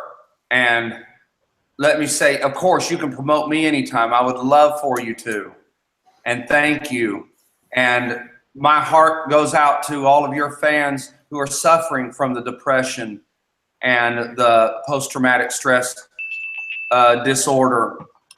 It's a real thing. I was diagnosed with post-traumatic stress disorder, a severe case of it. Excuse me. Yeah. You got that? Or just the cell phone got him, I think. Hold on. We're trying to figure cell phone interruption. It was distracting me, and I wanted to make sure I was a compassionate answer to him, because most people in the United States, especially because of generational propaganda and having to work 2 jobs and the way the system's set up and all the wars they've been in, almost everybody in the United States has post-traumatic stress, or they're depressed or something. Well, and it's a very serious epidemic. You could call it worse than the opiate epidemic. And yes, we use ayahuasca to treat post-traumatic stress disorder. I had it so bad, I wore sunglasses day and night. When I went out to the clubs, when I went to restaurants, I wore sunglasses. I had social anxiety so bad, that's why it was hard for me to do some interviews. Those interviews that you see me doing years ago, woo! You have no idea what was going on inside of me when I was performing. Well, that's gone. And I was actually on PTSD medicine. I was taking a 1-a-day Prozac when I was at the Ayahuasca Center in Brazil. And the ayahuasca repaired my 1s and 0s, my coding, where I was able to have enough relief from the symptoms of the PTSD to treat the PTSD through mental exercises that I learned and I have expanded upon in the years since, where now I have my own system of treating people with PTSD, and it works. And I talk about it on my website. I've even posted a video of me talking about it. I believe in it so much I had it tattooed on my neck. I don't remember which side. Which side is the wording on? I can't tell. Hold on. Let's see here. There it is. There it is. That's side. Yep. That side. Okay, these 4 steps and that ayahuasca put together, brother, will take that PTSD away from you. It's a serious thing. What happens with PTSD, and first of all, PTSD is caused and is usually found in people who have been in a life or death situation, or a situation where they haven't been able to control, or bad abuse. It's trauma, abuse, and painful experiences that cause addiction and PTSD and depression. So what happens is, at the time of the trauma, it sets in as a barrel, like a barrel that holds oil. Picture a barrel in your system with a lid, with PTSD goo full. This barrel's full. And you remember before your full-on PTSD symptoms started, the social anxieties and stuff like that, you would get these little waves, these little rushes. Oh, and yeah. I describe it as you know how it feels when you have to pee so bad, but you know it's an hour before you can get to the bathroom, how that feels? Well, that's what the PTSD starts out. It might be a decade after the traumatic event, and you won't have to pee, but you'll have that feeling, and it'll last as kind of an anxiety feeling. Well, those little rushes are tinging the lid of the barrel of PTSD goo, and it's loosening the lid. And pretty soon the lid's loose enough, the lid pops off, and what oozes out is all this stuff that causes a person to be socially anxious. That's why the mass majority of 40-year-olds, give or take 5 years, they don't go out. They think they've reached some kind of enlightenment that says, I don't go out because people are dangerous. I've learned that. I'm 40 years old now, and people hurt you. Well, that's not the reason they're not going out. The reason they're not going out is because that lid finally popped, and they're a victim. They've been stricken with the symptoms of PTSD, not an enlightenment that everybody's mean and evil and bad. Excellent. Thank you, Barry. I appreciate it, man. Yeah. I've done a lot to try to, just like you said, I was kind of, I want to say brainwashed, because I was taught to in the military to do things like you were taught in the police force. And I've done my best to use non-medical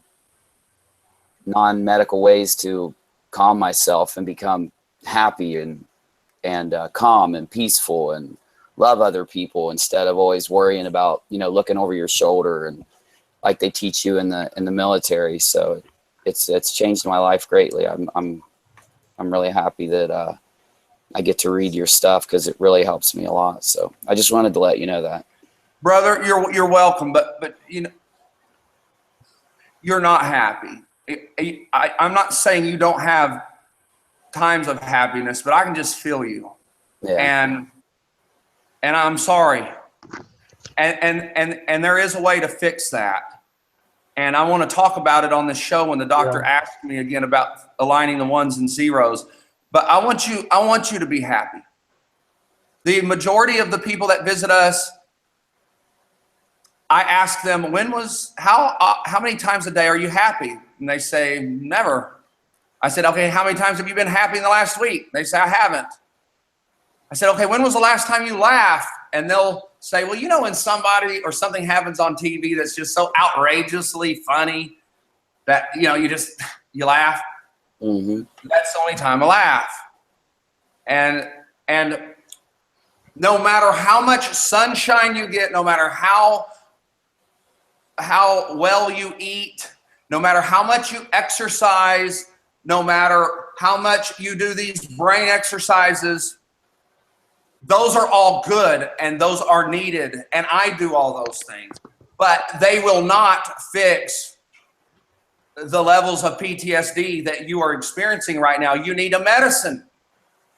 And the plant medicine you need to fix that is DMT, which is found in the ayahuasca brew.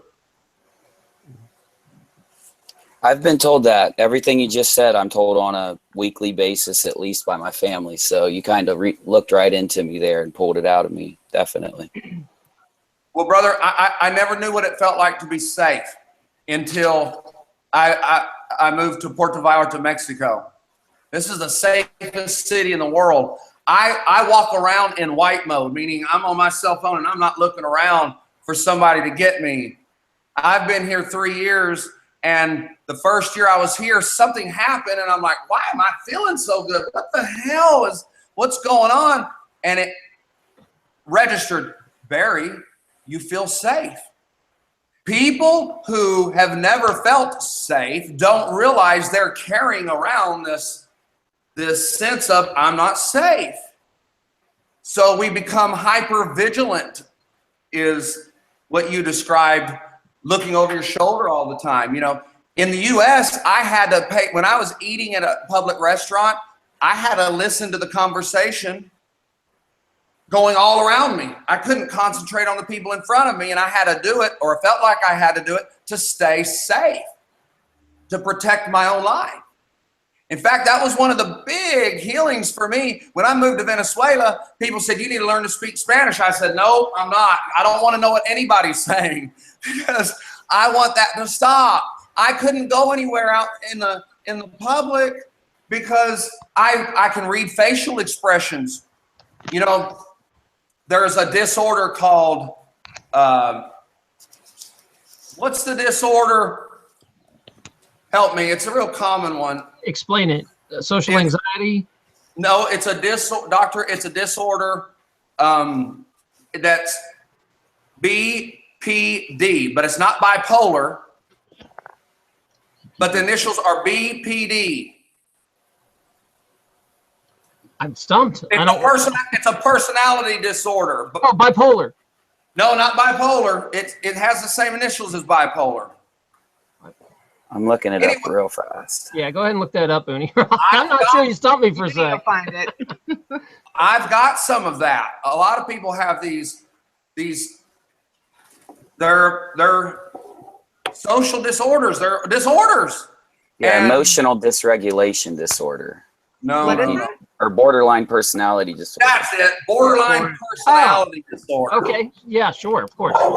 Yeah, it's people run from that word and like it's some kind of disease when they have it. Most people have at least some of the symptoms of that.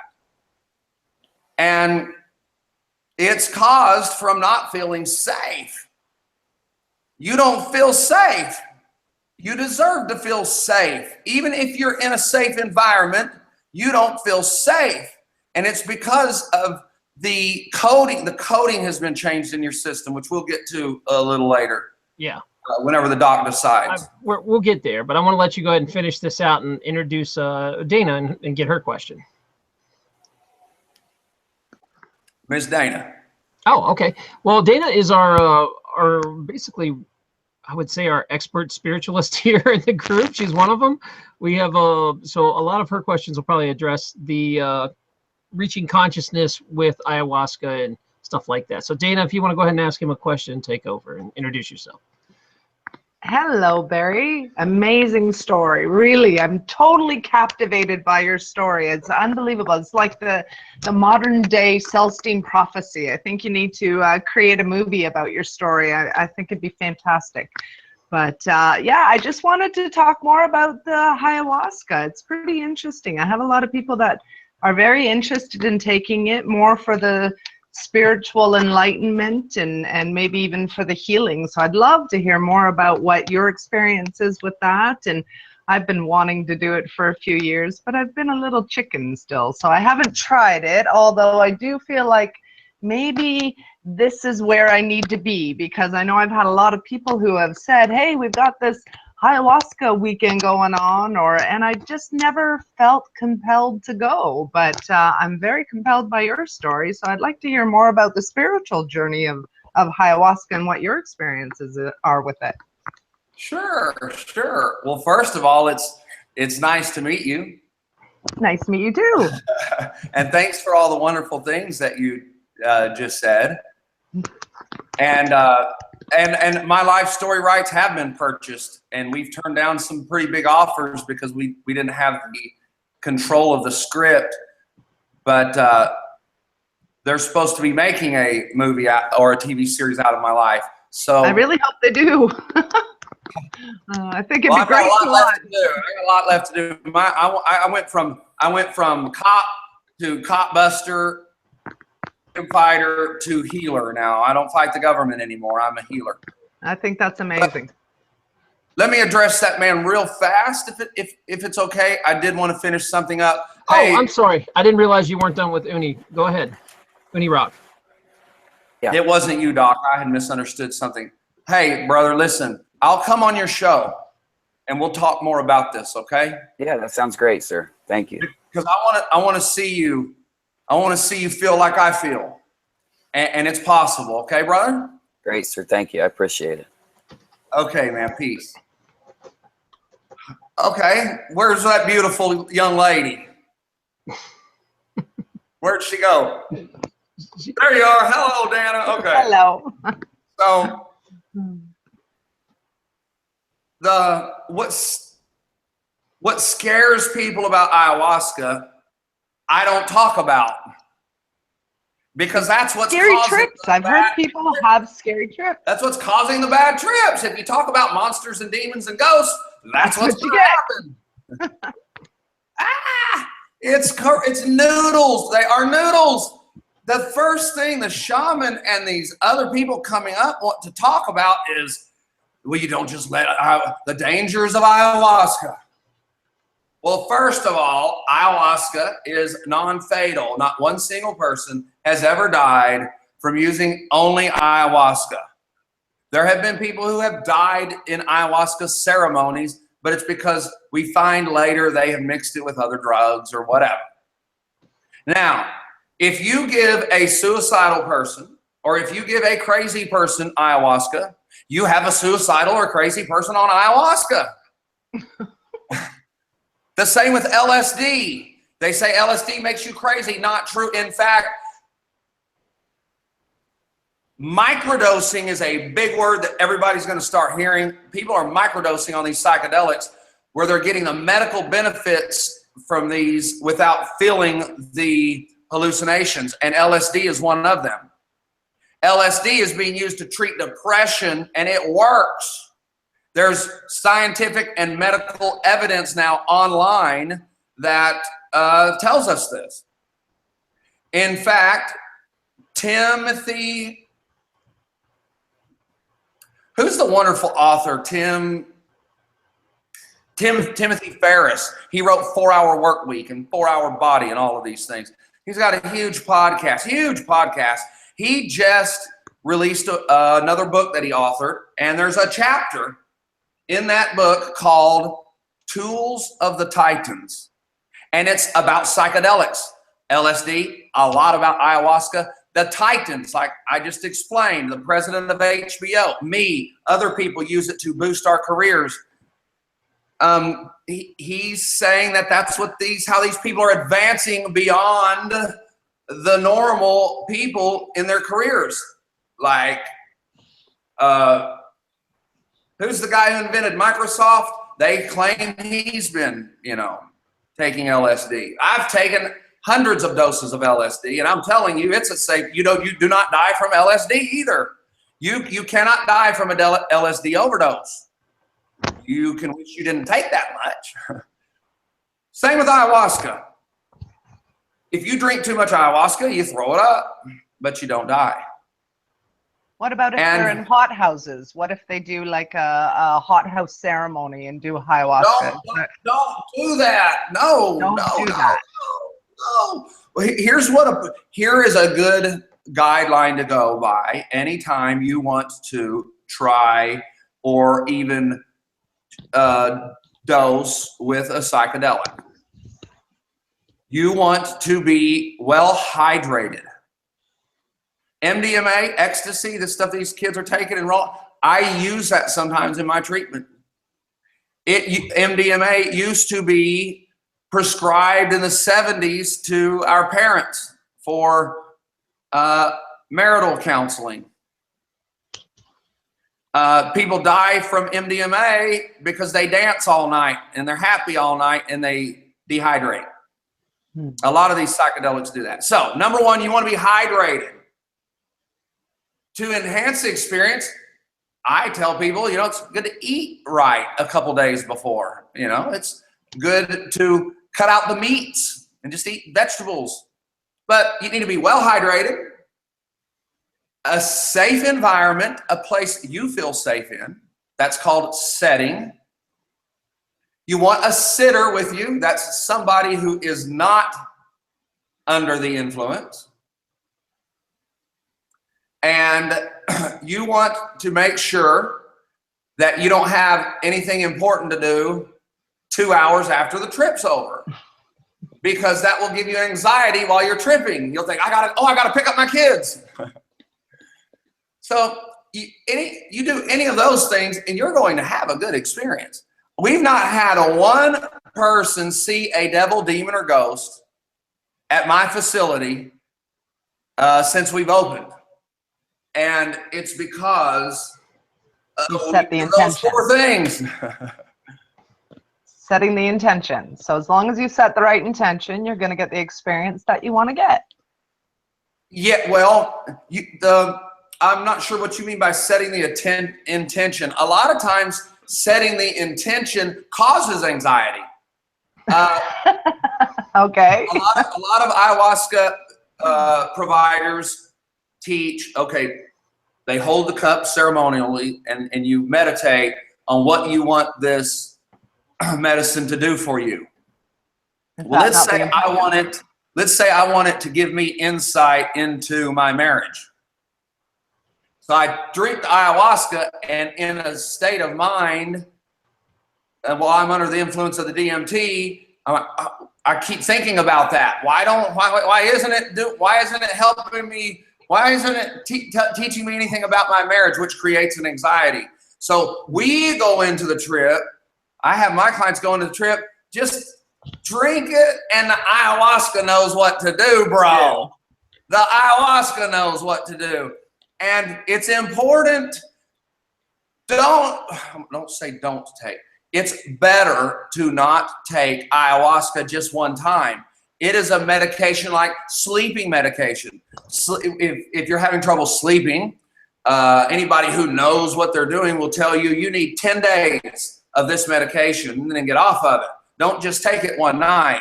And the idea is to get your body back in the habit of getting into that deep sleep. If you just take it, sleeping medication one night, the second or third night, you're going to find yourself back in insomnia because you didn't get your body in a pattern of getting in that deep sleep.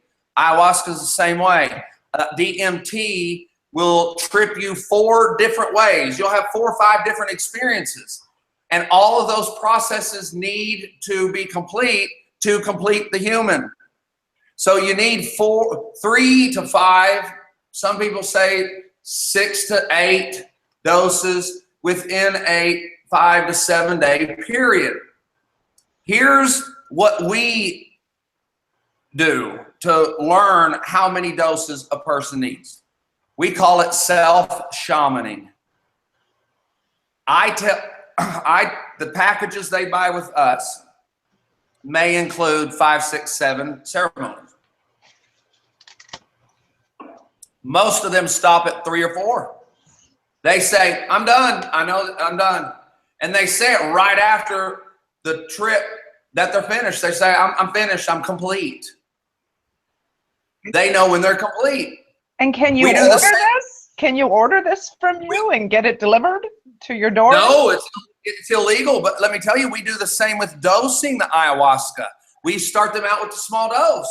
And we ask them, how are you feeling? And we say, I'll say, it's my opinion and my recommendation that you can have more ayahuasca and you're going to be okay. But do you want more? Sometimes they say yes, sometimes they say no. So we listen to our client. They know, and the ayahuasca helps you know. And no, I can't ship it to you, or I would. It is illegal in the U.S. We have to I tell you what What about Canada? Is it illegal in Canada? Can you send it to Canada? Well, I'm not sure. I think Ibogaine is legal in Canada. Okay. But because it's me, because of who I am, I'm not going to ship or sell ayahuasca or Ibogaine to anybody. Yeah, and it's not. Is it kind of because you think it's safer to control the environment for these people for the first time or two? No. I want to start an online program just like this, where I shaman people through their experience. Like her, if I could get ayahuasca to her, or if she could get ayahuasca and she gets a sitter, her and I and that sitter could get on Skype together, have a training session, and then I stay online with you and your sitter through the 4 hours you're doing the ayahuasca. I can't wait to start that program. The reason I'm not doing that now is because the problem of shipping it. I don't want to get in trouble by the feds, the DEA and all them. And then how do we trust the source? What? We want to trust the source too. It's not like there's a whole bunch of people out there selling it. We want to be able to trust where we're getting it from, and that would be a hard thing. There are some trusty sites and on the dark web, and they're selling the right stuff, and they're not ripping you off. So you can do some research there, and there's some that are above the ground that are not on the dark web also that will ship it to you. They'll ship it to the U.S. You can get it to the U.S. Fairly safely. But if you get caught with it, it's a felony. So retarded. Hey, Barry, as far as I wanted to ask a few questions because we teased this earlier, and I think it's a good time to bring it up. You talked about one of your stories you made this month about how drugs affect you at a quantum level and how it kind of acts like an antivirus program. I want you to go ahead and talk about that for a minute or two, and then we're going to dive into some other stuff. Okay, sure. The way I understand, and I'm by no means a quantum physicist, but I will say quantum physics is not hard to understand if it's explained right. Unfortunately, a lot of quantum physicists or people who have studied it want to, like anything, they want a feeling of self-importance So they confuse everybody with it like this is way above your head. This is way above your level. You can't possibly understand it. Well, I understand it, and I teach it in a way other people can understand it. And the way I understand it is we used to believe that matter, humans, us, were made up of atoms, that was the smallest particle. And we thought they were hard particles. And then we realized atoms had electrons and neutrons. And we thought that was the smallest particle. And we thought those were hard particles. It turns out that they are not hard particles. They are waves, atoms and electrons. Everything's a wave, an energy wave. And if you notice in an atom, there is more space between the electrons and neutrons than there is the little wave cluster of wavelengths, what you want to call the hard particle. So we're made up of atoms. We're basically a hologram. You're a hologram. This is a video game, no different than the video games you play, except this is a really good one. We're in a really good video game, and there's not somebody controlling us with a joystick. I'm gonna cause disaster for this person. Each individual person has their own joystick within them where they make their own decisions and choices. Well, it turns out they stripped down the universe further and found the smallest particle so far, and guess what it is? Coding. It's ones and zeros. We are ones and zeros. Everything this house is made of ones and zeros, and they're arranged in a certain order that makes wood, and ones and zeros are arranged in a certain order that makes a frog. Just like a video game, they can put ones and zeros in and it makes a Z. Like when I hit the Z on my keyboard, I'm not hitting a Z really. I'm sending a series of ones and zeros to the hard drive of the computer, and the monitor shows me a Z. That's the output. Well, human beings, since we are avatars and we're computers, we have hard drives. Learned that trauma, painful experiences, abuse rearranges these ones and zeros. Like a virus that gets in your computer, starts slowing your computer down, you type a Z and an X pops up. The output is not what we want. Well, that's why we have so many human beings walking around doing things that we don't want. Their output isn't proper. Let me tell you something. Child molesters are made. Every single child molester that I know of, that I've interviewed, that I've researched, that I've read, has been molested themselves. That doesn't mean all people who have been molested will molest. But when they were betrayed at that level, that rearranged their ones and zeros, that caused them these urges, these outputs that they can't help. So anytime you find a person that's abusive, mean, outputting things that are improper and wrong and dangerous, you're looking at a damaged hard drive. A person whose ones and zeros are not in the right order. Well, just as,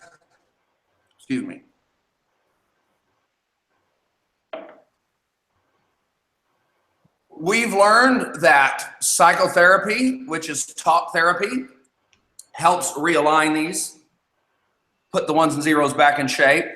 Good sunshine, a lot of sunshine, diet, proper rest, the things I mentioned earlier can help with that. But sometimes the coding becomes so damaged, like it was in me, like it is in this beautiful human, I forgot his name, but I'm going to go on his show. The one that you can tell he's hurting. You can tell he's hurting. He doesn't want to hurt. He doesn't want to, I'm sure he does some things that he's not proud of because of it, but it's his hard drive is screwed up. So these plant medicines have a way, just like when our computer is sick, we get software and we put it in, and that software has been trained or coded to run around and look all over the hard drive and inspect it and go, oh, whoa, there's the problem. That one needs to go there. Those 10,000 zeros got clustered there. They need to be spread here. And so they recognize the problem and they realign the coding, and the output starts being proper.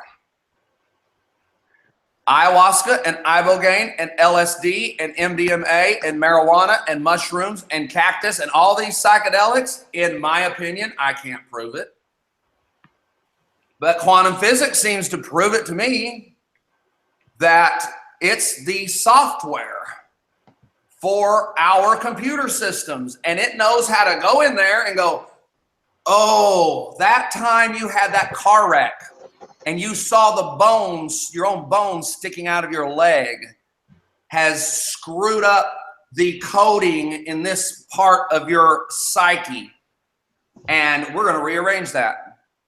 That time your father whipped you until he was out of breath.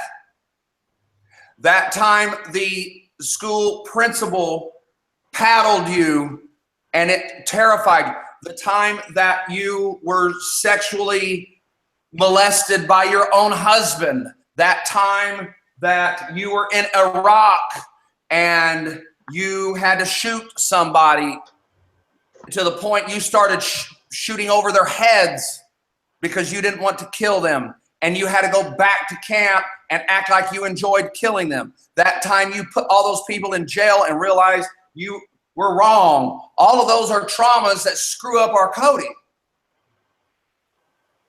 and cause our hard drive and our avatars to output bad behaviors.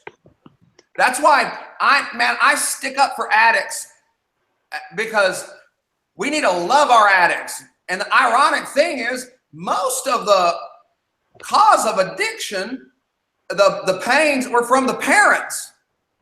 And it's the parents that are so mad and mean to their addicted kid and continue to put them down.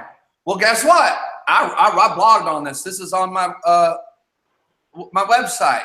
It's not even the parents' fault, because the parents were made.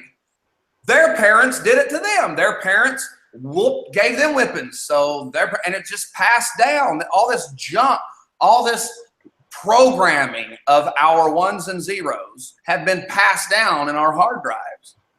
And the psychedelics are the software that humans need to realign those things. I've never even heard that theory, but it's brilliant. That it just works like an antivirus where it replaces damaged code. Brilliant. Resets it back to where it's supposed to be. That's really huge insight. I came up with that. It came from above, because it's brilliant. I'm the originator. Expression. Well, the ayahuasca, my first couple of ayahuasca experiences in Brazil, one of the first things that came to me was, Barry, you're selling your DVDs. You're selling special information, and that's wrong. It didn't shame me. The DMT has a way of telling you you're wrong, and you feel good about it. And the ayahuasca told me, or whatever it is, I think it's my higher self, said, if you will give your information away, and you have special information, and it's to help humans, if you will give your information away and never sell your information, you will continue to get special information. So the day after that trip, I made a call to the US to my webmasters, and I said, release my videos on YouTube free. And from that point on, there's sometimes I'll give a presentation, and the host wants to sell the presentation. I won't allow it. I do not sell my information. I sell my service. So I think the idea that these plant medications and psychedelics are fixing people on a quantum physics level, I think that's some more of that special information that somehow I tap into. So are you telling me, Barry, I'm going to have to get on a plane, which I really don't want to do, to come and visit you? Is that what you're telling me? We got to come to Venezuela? I want you to. No, I'm not in Venezuela. I'm in Mexico. Mexico. Oh, you're in Mexico. Everybody listen, I am in Puerto Vallarta, Mexico. It's a resort city. That's the third time I'll be there. You can reach it in 3 hours from almost any major airport. You can leave at 8 o'clock in the morning. We can be having a margarita on the beach at lunch. I guess I'm going to Mexico. That'll be the third time, and I'm going to Puerto Vallarta again. So that's 3 times I've been in Mexico, and that's where I'm going to end up at. There must be something about that. I will pick you up at the airport. I pick up all my clients at the airport, and we treat some famous people. We've already treated some celebrities. I'm not at liberty to say who, but I'd love to have you. You come on. Hey, I will come, and hey, I'm happy to do readings when I get there as well. So hopefully people would like to do that too. Of course, I'm into that. But we've got the software for you. Right on. Okay, sounds good. Barry, some of the people are asking questions. Burma from the chat room wants to know what your personal experience with DMT, like, do you have a certain one you want to share that some of the visions you've gotten? Yeah, well, that was one I just shared. Yeah, that was a big one, but you've done it a lot, though, I'd imagine, right? I've had many. Actually, I haven't done ayahuasca since I left that center 4 or 5 years ago. Oh, you just feel like you don't need the urge to. I was going to ask you because for me, I'm inexperienced at it. So, do people come back to get deeper and deeper in touch with consciousness? Like, okay, I learned a piece of information. Now I'm ready for the next piece. Now I'm ready for the next piece. Like, does that happen, or do they just kind of repeat the same experience when they do it? No, they don't repeat the same experience. You can't do too much ayahuasca, and it gives a person a very big ego. Talk to anybody who's done ayahuasca a lot, and you can't hardly talk to them about ayahuasca because they know everything. Oh. Yeah, I've seen those people. I've heard of them. I already have that syndrome. It's because ayahuasca does give you an incredible amount of information, and if you don't understand principles of humility and pride, it'll make you a very prideful person. Oh. But I'm going to do ayahuasca next week. Actually, I want to experience it again. But ayahuasca and Ibogaine is not a drug like methamphetamine or cocaine or marijuana or these others that you want to use over and over and over again. I just lost my train of thought. I can jump in. That's what I wanted to hear. Hold on. Vegan Warrior has joined us back again. He disappeared for a bit. Vegan, are you there? Did you want to ask something before I jump into my next set of questions? Yeah, I don't necessarily have can you guys hear me? Yeah, I can hear you fine. Okay, good. Because I'm traveling. I'm actually on 95, driving down 95. Well, I have a statement more than a question. Up until this point, right now, I've criticized computer simulation theory. I've criticized it every chance I've had an opportunity. And the way he just explained it shatters all my criticism. It gave me an enlightenment just listening to him explain it. And what I mean by that is, you guys all know I'm pretty much into believing that our true selves is our conscious. The consciousness that lives within our vessel is our true self, right? And I'm kind of, I really don't accept the scientific claims of things, but the way he just explained it opened my eyes to another possibility. Not only are we divine in consciousness, But everything that exists outside of ourselves is also a part of that same divinity, in my opinion. So if for some reason our internal self is suffering, the only logical means of repair is an external source, which would bring us into the discussion that we're talking about now, as far as the plants in nature being used to fix the ones and zeros of our damaged conscious self. So I think he's just given me a whole new world of information that I need to consider about this whole. Well, can I expound on that a little? Computer simulated theory. Appreciate it. Yeah, go ahead, Barry. I thought he was finished up. I'm sorry. He's on his phone, so it's kind of dropping in and out. Go ahead. Yeah, I'm done. Well, wow, man. You know, I had the same wow when it came to me. Wow. Have you noticed in your life or in other people's life, they loop. They loop. Like they come across the same problem and get the same results.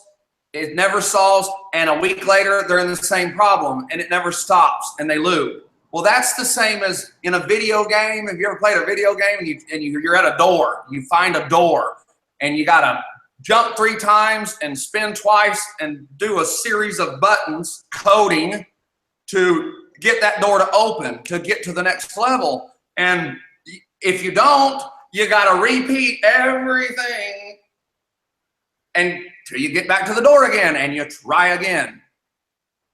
Well, that's what our lives are like. There are some people who keep coming to the door of anger. And when a certain situation comes up, like I would come to the door of fighting. I had a chance to fight or not to fight. And I would try not to fight, and I would fight. I couldn't open the door of not fighting. Well, the psychedelics are a cheat code. They help you get that door open and stop that looping in your life. Listen, here's an example of coding that everybody can understand. It's called gravity. The ones and zeros are so aligned in this universe that I don't care who you are. If you jump off of a house, you're going to land pretty hard on the ground. That's called gravity because this universe is coded to do that. And coding is no respecter of persons. I don't care who you are. Gravity is going to pull you to the ground. In the same sense, I don't care who you are. If you've been through trauma, you need the same thing that everybody else needs to fix that. If you're depressed, you're not going to be a special person and beat the depression in any other way except the way this universe is coded and says how you fix depression. That's why things like saying I'm sorry. I blogged. There's 4 steps to an apology. The reason apologies are so important is because that's part of the coding that releases doors, that opens doors for the human. Compassion is a huge coding. You know, your keyboard is your brain, your keyboard. Ding, ding, ding, ding, ding, ding, ding. You're coding the entire time. You're pressing keyboards with your thoughts, and thoughts become things. And compassion and care and saying you're sorry and forgiveness, all of that fixes coding to where you can get to new levels in life and not get stuck and not stay in those horrible loops. And you cannot get to those levels of peace and love. You cannot get to those levels in your career. You cannot get there without following the same coding that everybody else had to follow to get there. That's why Timothy Ferriss in that chapter calls that chapter the tools of the Titans. These people that are out here inventing and creating and doing extraordinary things, they're all on psychedelics. Yep. Wow. That's great information, man. I mean, I've never considered it from the perspective that you're presenting it. That's phenomenal. Yeah, now the big difference in this virtual reality that we're in and the virtual reality of a video game, you know, they got those video games down now where they look real. Those avatars are not coded with emotions and feelings. They can hit each other. They can hit each other, and it damages their coding enough to where they go away, right? But they didn't feel it. It didn't hurt them. Your avatar, when it crosses the road and you get ran over by a car, it damages the coding in that video game where it just, but another man pops up. Right. Here, it traumatizes the person psychologically. We have feelings here in this virtual reality we're in that we need to pay special attention to and special care to, and we need to guard and protect each other's feelings and be wise with our emotions, and we need to be taught how to handle our emotions, jealousy and anger and all of these things. And unfortunately, we're not taught those things. Public schools teach us about gerunds and participles and how to factor in polynomials on each side and all that, all those ones and zeros, all that information that our hard drive takes in that's basically useless if you don't have the ones and zeros, information you need to be an emotionally stable and a happy, caring, giving, compassionate person. Well, let me ask just one quick question. Well, when we start speaking of the way you explain the ones and zeros and breaking down the atom, that makes sense when you start talking about matter. But how does that apply to the intangible, such as our consciousness, our spirit, our soul? Are we saying that our spirit and soul is also made up of ones and zeros? Yep. That's what I believe. I believe our bodies are made up of a different ones and zeros where they're hard, where we feel that it's hard, but the thoughts, you obviously can't see a thought, but there's a lot of things you can't see. We can't see air, but we breathe it. So It's invisible. It's got, a coating of invisible ones and zeros on it that we can't see. Okay. You know, it goes as far, quantum physics goes as far as theorizing. That's why the Mandela Effect is an easy thing for me to believe. I mean, it's just like, we got there. All right. We're going to ask you about that. Go ahead. So quantum physics theorizes, have you ever seen Groundhog Day where Bill Murray keeps wakes back up? Well, that's what some quantum physicists theorize, that we don't die. We don't die. That we just keep repeating the same loop until we learn and we go to the next level. And there may be, say there's 10 levels in this life as a human on Earth that you got to get through. Somebody might circle in the same level for 500 years. First of all, time, quantum physics doesn't care about time or distance. In fact, quantum physics has shown that atoms communicate with each other, and they can be light years away or right next to each other. And when this atom does something, this one reacts the same exact way. So time and distance quantum physics doesn't care about that like you and I do. Like according to our calendar, I'm 47 years old. I'll be 48 in May. Me personally, now listen, this is where I say and make the statement. There are things I can prove, and there are things I can't prove. I'm going right now into the zone of my beliefs. I can't prove these things. The things I said before are true. They're real. They're facts. I like to separate the two. But I believe I've been around like 430 some odd years, and it was during an Ibogaine and a mixture of some Ayahuasca ceremonies that made me believe that. I've already died 4 times here on Earth, and I think I just popped back up. Like one time I died in an automobile accident. I had a dream that was so vivid that I was watching my local news guy, Channel 7, and I'll never forget it. He said, and a Gladewater man, Barry Cooper, ex-law enforcement officer, was died of a fatal accident. You know how they say it on the news. And I was watching it. And I'm like, oh my God, that's me. I'm dead. Well, I woke up in my bed. I believe that was one time I died. I can't prove it. Call me crazy. I don't care. I've had one experience. Because everybody else's idea, the Christian's idea to me is crazy. And I'm not downing religion at all, because Christianity helped me a lot. I'm not a Christian anymore, but it helped me a lot. That's a certain level.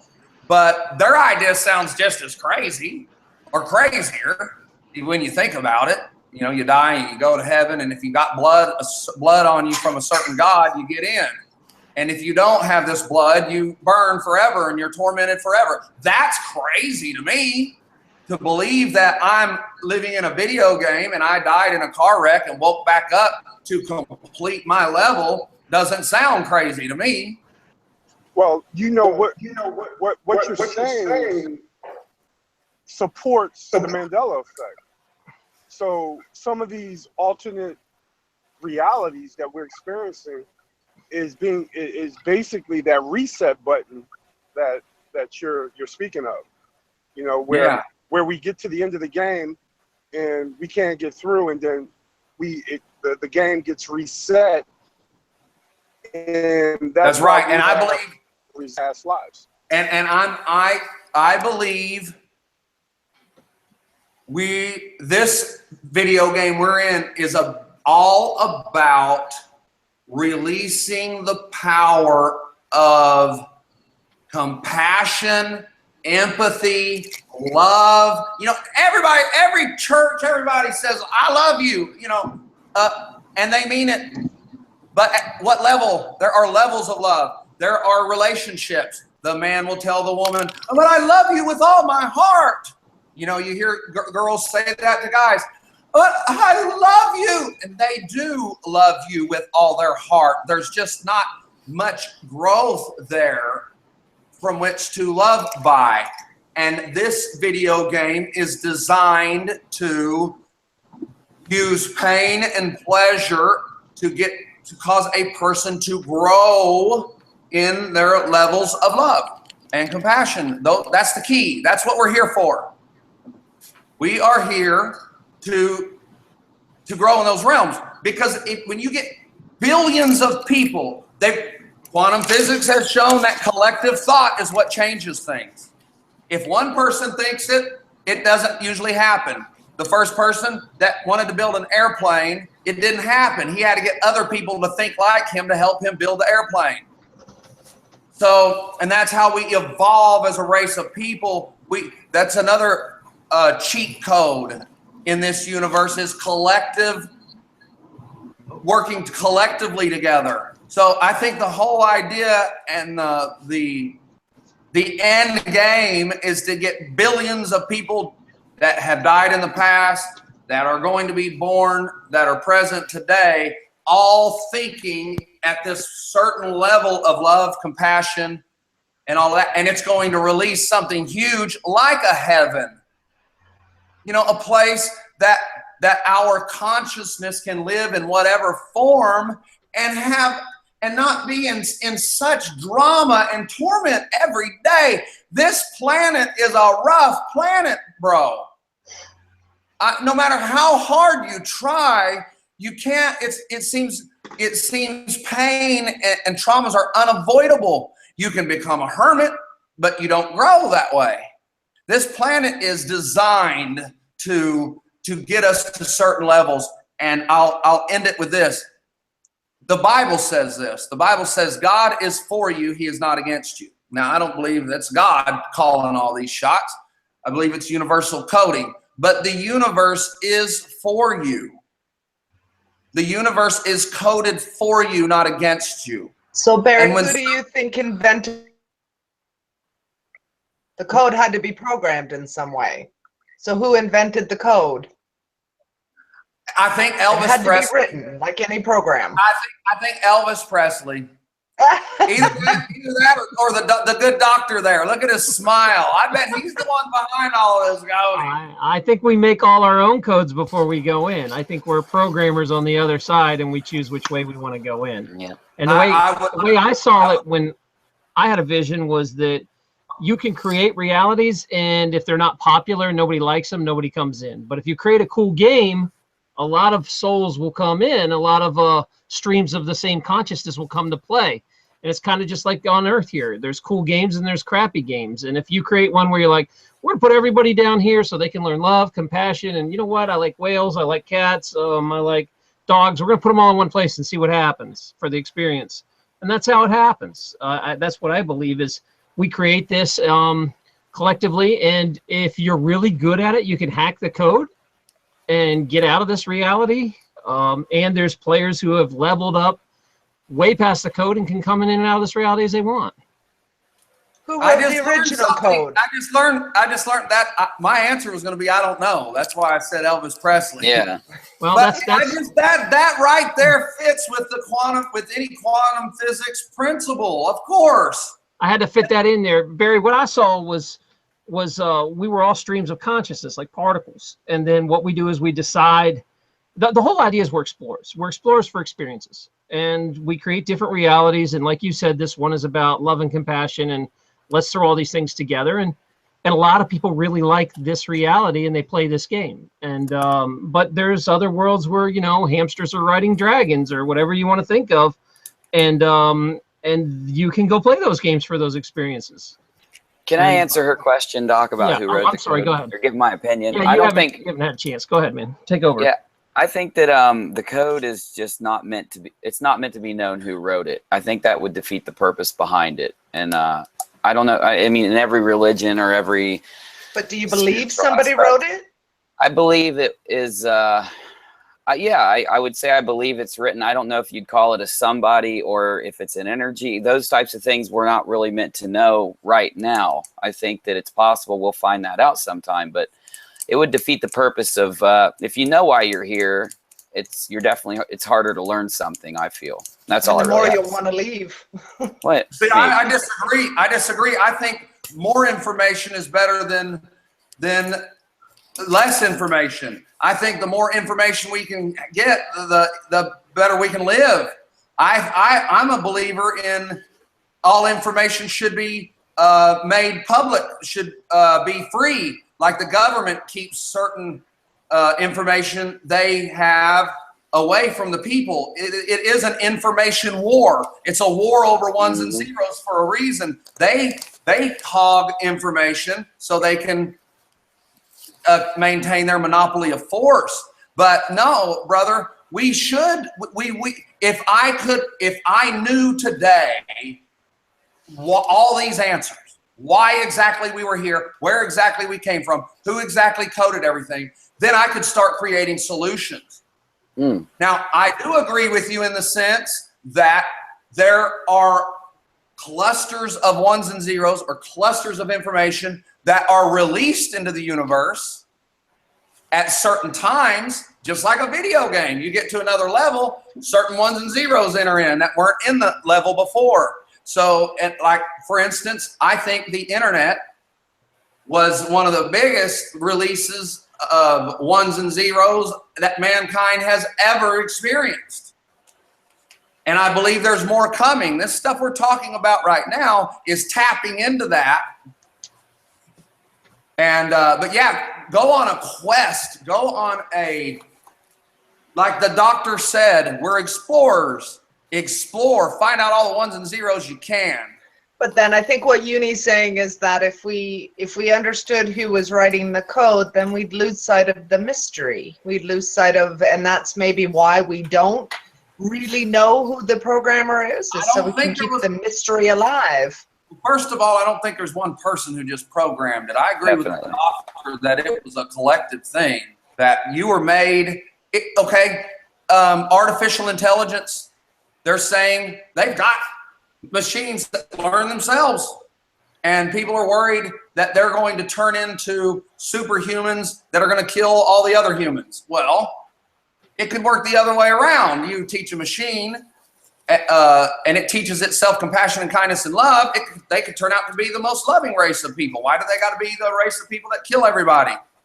So you're one of those. You're artificial intelligence. You were programmed to program yourself. You're programmed to program yourself. That's excellent. That's I love a bumper that. sticker. I love that. All right, Barry, I've got a few questions from the audience that keep asking stuff. Why did you choose ayahuasca over shrooms or LSD or any other? Is there something, there's some sort of advantage to DMT over other psychedelics? There's an advantage to each psychedelic over the other psychedelic. At the time I did the ayahuasca, I had, I was doing LSD for a year. I lived on LSD. I did some of my interviews on acid. I could drive. I wouldn't dare go to a Texas bar unless I was on LSD because I could get along with everybody. I never got into a fight. So I was an experienced tripper, and I'd eat tons of mushrooms. I love mushrooms. Those were all the things. I knew then they were healing me, that they were medicines. I didn't choose the ayahuasca. Like I said, that guy emailed me. But yes, ayahuasca can do things for you that LSD can't. And LSD can do things for you that ayahuasca can't. In fact, I don't like the idea of people saying this psychedelic is stronger than that psychedelic. They call ayahuasca the strongest psychedelic in the world next to Ibogaine. They say Ibogaine is the strongest psychedelic in the world. Well, strong, the word strong is it's relative. What is it called? Relative? What's the word? Yeah, it's relative. Right. It's all relative of what does strong mean to you. Yeah, somebody can see a car accident, and if you haven't seen many car accidents, there will be a dent in the door, and you'll describe it as a horrible car accident, and the other person describes it as it was just a dent in the door. So LSD and mushrooms, in terms of a psychedelic effect, are much stronger. If you're talking about a psychedelic effect, they are much stronger than ayahuasca at times. And Ibogaine would be one of the weakest. I have no idea who put the mess out there about Ibogaine being a strong psychedelic in terms of having a psychedelic experience. Because it's not. I have a feeling it has to do with that they give it to addicts. Addicts tend to embellish. They tend to lie. Or it healed them it changed them so much. To them, it was a strong experience. But I'm an experienced tripper. And Ibogaine just kind of puts you in a dreamlike state. You're awake, but you're dreaming the whole night. Where ayahuasca, I like to get people to what I call the digital realm. I start them out slow, and I usually get them to what I call the digital realm about the 3rd, 4th, 5th day. And that's where your eyes are open and you see pixelated, everything's pixelated, and you see maybe an old man or pyramids, things of that nature. You can close your eyes a lot of times and still see at that level. Whereas LSD, when people say you take LSD and hallucinate, okay, when you take LSD, you don't see elephants and you don't see cars drive through houses. what you see are patterns that change, like the wall plants kind of breathe, they move like that. Patterns do on your carpet, the pattern on your carpet, it'll move and change form. The food you see will seem like it's wiggling and alive. Those are the hallucinations you have. On the DMT, the ayahuasca, you will see elephants in the room. Hey, can I ask a question? Yes. Can I ask a question? Yeah, go ahead. What would you say to the skeptics that would look at this as just chemicals having a physical effect on the brain to see things that are just hallucinations, but that don't have a true spiritual connection? I would tell them to look at the science and each person has their own joystick, and they can choose what they want to believe is truth and what they want to believe is a lie. And there are some people when faced with solid evidence will still choose to believe, to not believe. And they have that choice. To me, that's a dangerous, very dangerous and unnecessary approach to life. And I think they're going to stay in their loop a long time doing that. But just pay attention to the evidence and the science. Do I look like I'm making all this up? Do the millions of other people who did ayahuasca, are they just making it up? You know, there's evidence there that should tell a skeptic, hey, you know, there's something to this. But to keep my level of frustration down, and I learned this when I came out 11 years ago and said marijuana should be legal and the cops are crooked. I first started talking to the crowd who didn't believe and tried to change their mind. I tried to tell grandma that marijuana should be legal. I don't do that. I don't waste my energy on those who don't believe. I rally the support of people who already get it, who already understand it and want to know more. That's my audience. And when I'm speaking to them and teaching them, the ones who don't believe are listening and they'll start coming aboard. But it's usually not a good idea to just approach somebody who has that attitude and try to explain to them the things that we're explaining right now. To me, it's a waste of energy. To me, get in groups and talk to people who are already in that coding mode to want to know more. It seems that's why I don't get involved in politics. I don't care about elections. I don't vote. I'm not involved in that video game because it's not working. Yeah. And I want to use my energy on something that works.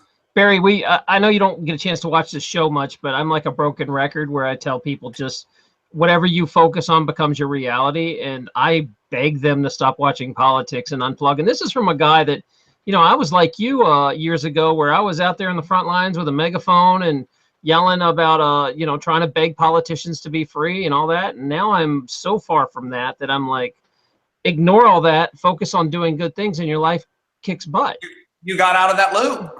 Yeah, I busted out of the loop, and it sounds like somehow a lot of people in this room have ended up on that path somehow on their own. They just figured it out, and it's an evolution. There's a lot of us. I hear all the time, doctor, and when I interrupt you like that, I'm sorry. It's okay. You gotta say it while you're thinking it. When I hear people say, you just can't get the sheep to listen. They're just going to be controlled and be stupid their whole lives. And there's just not many of us who really get it. That's not the truth. The government will put out propaganda to make us look like the minority, but there are millions of us. They're everywhere. Go online. Look at all the talk shows. Look at all the, like yours. Look at the blogs. Look at, people are getting it. There's a big group of us. There's a lot. I almost want to say there's a larger group of us now who believe that there can be something to the psychedelics, who believe there's something more to life than you know, eating 3 meals a day, working 8 hours a day, blah, blah, blah, blah, blah, blah. There's a lot of us, and we're growing to the point where when people ask me, you mean you do LSD? I go, you don't? That's true. I think I'm the only person I know that doesn't smoke pot. Like, you know, almost everybody I talk to does. And Well, no, I'm like the outlier now. Now, here's the truth. My drug use is so low now. I do LSD from time to time, but I rarely smoke pot anymore. The Ibogaine cured my drinking. I still like doing the drugs. I still like getting a tune-up, but I don't hardly do them anymore. I'm just at a level where it's not needed. That's actually my question. I was going to ask you, when you do ayahuasca, does it actually trigger it naturally if you're not on it? Yes. Just by doing it? Let me tell you, when you do ayahuasca, other psychedelics will bring back an ayahuasca experience from time to time. You may smoke weed a year later, and you will instantly feel, oh, this is an ayahuasca experience. And that's when I get settled down and start listening to the new coding that's coming in. Because what DMT does, what I believe, it removes the barrier between the higher self and self. Remember earlier in the show I explained there's the Barry Cooper that you're listening to now. That's the conscious mind of Barry Cooper. Well, there's a higher self, the eternal Barry, that lives in there too. That has lived in eternity past and eternity future. He's the quantum physics Barry Cooper. Time and distance means nothing to him. And I hear from him from time to time through this barrier, through intuitions and gut feelings. You know, we all get those, you know, something's telling me. Some people say it's God telling them. Now listen, when I was a preacher for 8 years, I performed miracles thinking it was God telling me. God would tell me something, I would do it, and boom, it would work over and over and over and over and over. Well, if you want to think it's God, that's okay. I think it's my higher self. I think it was me learning how to listen to my higher self. So when you take ayahuasca, the DMT, it removes that barrier. And all of a sudden, your higher self can have a conversation with the you today. And you download an incredible amount of information. But before that usually happens, the ayahuasca fixes the coding to give you an emotional release. You don't know how many people, it's their first time, experience a wave that they say it just like this. Oh my God, Barry, I was laying there and just a wave just went over me and I feel I didn't know I couldn't breathe. What that was their coding being reset back to the pre-trauma state. So it almost feels like it's psychotherapy quickly. Yeah, in fact, they say, in fact, a very common saying on the internet that I agree with is when they say you do one session of ayahuasca is like doing 10 years of psychotherapy. I think I'm gonna do ayahuasca. Who's with me? Who's with me? Come on. Let's go visit Barry together. Let's do it. I'll try it. All right. Field trip. I'm on it. Let's do it. Barry, I've got some other questions I got to run through first, but Marlena keeps asking about your first breakthrough experience, and she keeps asking me, so I got to feed it in. What was your first breakthrough experience? I'm not sure what the question is. I'm sorry. In other words, when your first drug session, there was some sort of breakthrough experience that happened for you. Do you remember what sent you down this road as far as your first drug session? I don't know what it was. I get the question. It was marijuana. The first time I smoked marijuana, I laughed and laughed and laughed and laughed. And when I got finished laughing, I laughed more. I laughed so much the first year I smoked marijuana, my stomach muscles, and I'm an athletic guy, my stomach muscles would collapse. And the only thing that could hold me up was my backbone. And it would be sore, and my ribs would hurt from laughing so much. She's saying, I needed that. oh, I'm sorry. Go ahead. I needed that to break up old traumas and stuff like that. And then it started speaking to me about the drug war, that I was wrong, that what my wife at that time was saying was true. And that's where the strong conviction started taking place in my life and changed me. Go ahead, Doc. I'm sorry, I didn't ask it correctly. She's correcting me. She's saying when you use DMT, you have a breakthrough. So what was your first breakthrough, I guess, with DMT? I think that's what she's talking about. Like, did you see something? Did you have visions? I mean, like, what was your first one like? Well, the first big realization, enlightenment I had was the thing about sharing information. The other one would be, give information away. Don't sell my information.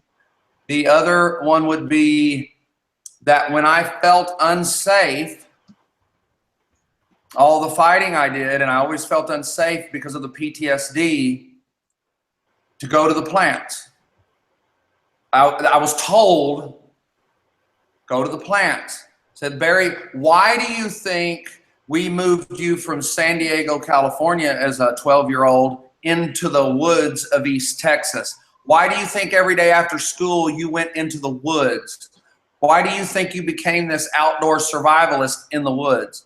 Why do you think your mother taught you how to transplant other plants and taught you about all these plants? Why do you think we've introduced you to marijuana, a plant? Why do you think you're on a plant right now in a jungle?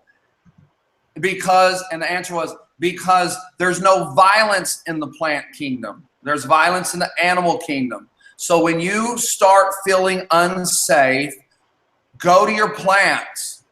Go into the woods. Go out in nature. If you can't do that, trim your plants. Transplant plants like your mother taught you. That's why I have a lot of plants. I'm not obsessive about it, but the first place that I rented here in Mexico, you rent fully furnished. Everything's fully furnished. You have dishes, everything you need to move in. Well, this particular condo I rented had these gorgeous plants everywhere. And instead of leaving those plants that I took care of for a year, I gave up my deposit to keep all those plants, and they're with me today. So that was another enlightenment. Now, as far as seeing things, yeah, I saw a lot of things. A lot of things. I don't want to talk about the scary things I saw, but I will say this. I overcame my fear of those scary things. Because my entire life, from the time I was 5 years old, I would float out of my body at night. And it wasn't a dream. They were out-of-body experiences, and they were not self-induced. They were involuntary. The church tried to cast demons out of me for it, because this went on until I was in my young 30s. I would start falling asleep, get the sleep paralysis, feel all the vibrations, and I would leave my body, and I could fly around. All right, so, but I was going to make a point with that. Oh, sorry. Go ahead. What the hell was I? That's the way we go, man. It'll come back to you. Okay. Hey, I got a quick question. Go ahead, but then I got to jump in with a few more. Go ahead. Okay, I'll make it real quick. They're always just quick questions. I'm still caught up with the ones and zeros. Wait, have you put any thought in? You know how they say they get out, like you brought up a very excellent example of how they get out of whack. Have you ever put any thought into how they're put into order? Like knowing the difference between the ones and zeros being out of whack and being in its proper place. Have you ever put any thought to that? Yeah. Of course, yes. first thing we want to do is realize we have our own coding that we've set. Like I've got this house, this computer, I coded all of this. But other people have coding too. It's important to avoid negative coding. People that are negative. People don't get involved in their coding, because your coding and their coding will intertwine and it'll screw your ones and zeros up. So it's like, and there are systems that are coded, like the criminal justice system in the United States. I didn't code that, but so you have to understand the danger of that coding and how to work around that so you don't wind up in jail. If you're black, I'm sorry, but they're gonna the way they coded it, bro, and they grabbed black people. So I would leave. But okay, and we want to avoid tragedies and traumas that are self-coded, because you're going to come along tragedies and traumas just living on this planet. We don't want to bring those to ourselves. So when we do experience these traumas and things of that nature, it damages the coding. The way to fix that coding is everything I've been sharing here. I've given it a lot of thought, and it's good diet, exercise, lower the stress, and you can't do it without the psychedelics. Cannot be done. The person can act like they're not depressed. They can act like they're happy. Have you ever seen somebody that's just happy all the time, but it's a fake happiness? Well, they've just trained themselves how to appear happy, but they're not. The psychedelics, coding is no respecter of persons. Yoga, I don't care how much yoga you do. I don't care how much meditation you do. No. That stuff helps, but it doesn't get in there like the ayahuasca and these other plants. Do yoga and ayahuasca together. You're going to have a real trip then. Yeah. So are you Yoga's saying fantastic. that? Are you saying that you require the psychedelics? You don't think you can reach this level of understanding without the psychedelics? No, you can't, because I know I didn't start doing psychedelics till my later adult life. I was already an accomplished person. I started in my mid-30s, and I know the difference in me now and the me then. I know the difference when I'm talking to somebody who's never done psychedelics. They can't possibly match my thoughts. They can't match my intelligence, my intelligence level. That sounds so prideful, I know, and forgive me for that, but it's true. You cannot reach these levels of understanding because you can't get the ones and zeros. Okay, now we've talked about ones and zeros healing a person, but there's ones and zeros out there that propel you in life. That's what Timothy Ferriss released, the tools of the Titans. These geniuses are triggering that genius by opening doors to get certain ones and zeros that you can't get without taking a psychedelic.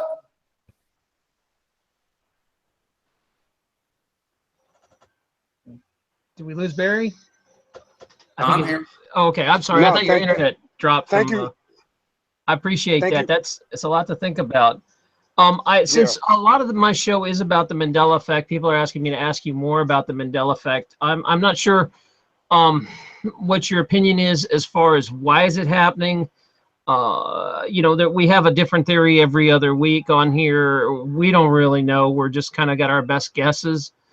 Do you feel like it's a shifting of realities, and have people experience the Mandela Effect after doing an ayahuasca tour? Have they all of a sudden started seeing different realities?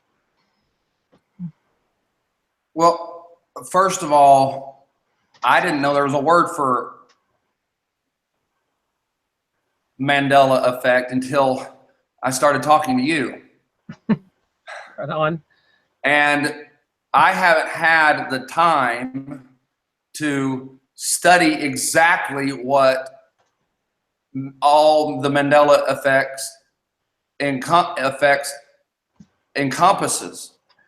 So I'm a rookie at it. I'm a new student of it, but Principally, from what I understand, for me right now, with the little knowledge I have of what you're considering the Mandela effect, the Mandela effect is either a coding glitch. You know, Mandela died. I remember him dying. You know, I remember all of that. Well, there could be a glitch in the coding where he came back, or it could be this loop thing that we're looping somehow. It could be that, because quantum physics says that there are alternate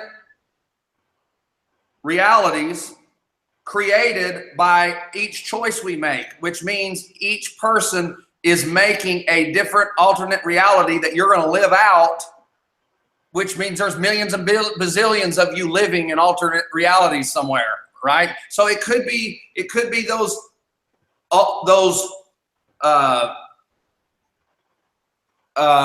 what did I say we were in? Like a video games crossing over. It could be a meshing of this reality and this reality crossing. Okay, in our reality, Mandela died. But in other people's reality, he's still alive, and those crossed over. Just like I died in that car wreck that I explained. You know, somewhere there's my mother and my father living out the reality that their son is dead. And here in this reality, they're living, their son is alive. So it could be a crossover of those two. I do know psychedelics put us in different dimensions and put us in these alternate realities and help us see those alternate realities in this reality. I know psychedelics do both of what I described. Well, that may be what's called the Mandela effect. Have people actually taken a psychedelic trip, come back, and it's a different reality? Like they jumped and slid to a different reality that they're playing a new video game? That would be called death. I mean, there have been people who have died taking a psychedelic, but it wasn't a psychedelic that killed them. You know, it was something else. Just like dying from alcohol. They didn't die from the alcohol. They died because they crashed their car. To me, they entered and didn't come back. But I don't know of a person who has tripped and didn't come back. They always come back. I meant come back to a different reality where they wake up and all of a sudden, hey, Mandela's alive in this reality after I tripped. Or all of a sudden somebody's, there's a lot of people in our chat group that have felt like they have died or had a near-death experience or something happened and it shifted them to this reality we're in now. Like we somehow carried some memory over, or like you said, your theory is good too, that it's a glitch that some reason you brought it over with you, or I don't know. But I'm just curious with drug use, if it has happened like that, where they come back and they immediately say, hey man, you know, this is not where I'm from. Well, I do. I think an enlightenment does that. I've never experienced or met a person who experienced after their trip, they go, oh wow, I was on a planet that had pink skies and now these skies are blue. I've never experienced that, but I've experienced people when they get through tripping, they become so enlightened that everything is new to them. Everything has changed. The way they view their life, the way they act, the way they go to the bathroom has totally changed. So to me, that's waking up in a whole new reality. I got you. All right, well, cool. I think you definitely need to come into our chat room. I don't know if you know this, but we have it's called a Discord chat room. It's kind of like an old school party line where you go in and we can all talk at the same time. And some of the people that are watching the show, because right now we still got about 120 people in here that are watching and asking questions, and they want to know, you know, they want to ask you questions. So if you're up for it, Barry, you are definitely invited to our Discord room. I'll send you an email after this it's just like a link you put on and you come and hang out with us and talk. And there's a lot of people really interested on coming to your facility, and they want to know details and how to do it. And you got some excitement in here. So I hope you'll swing by after the show and hang out with us.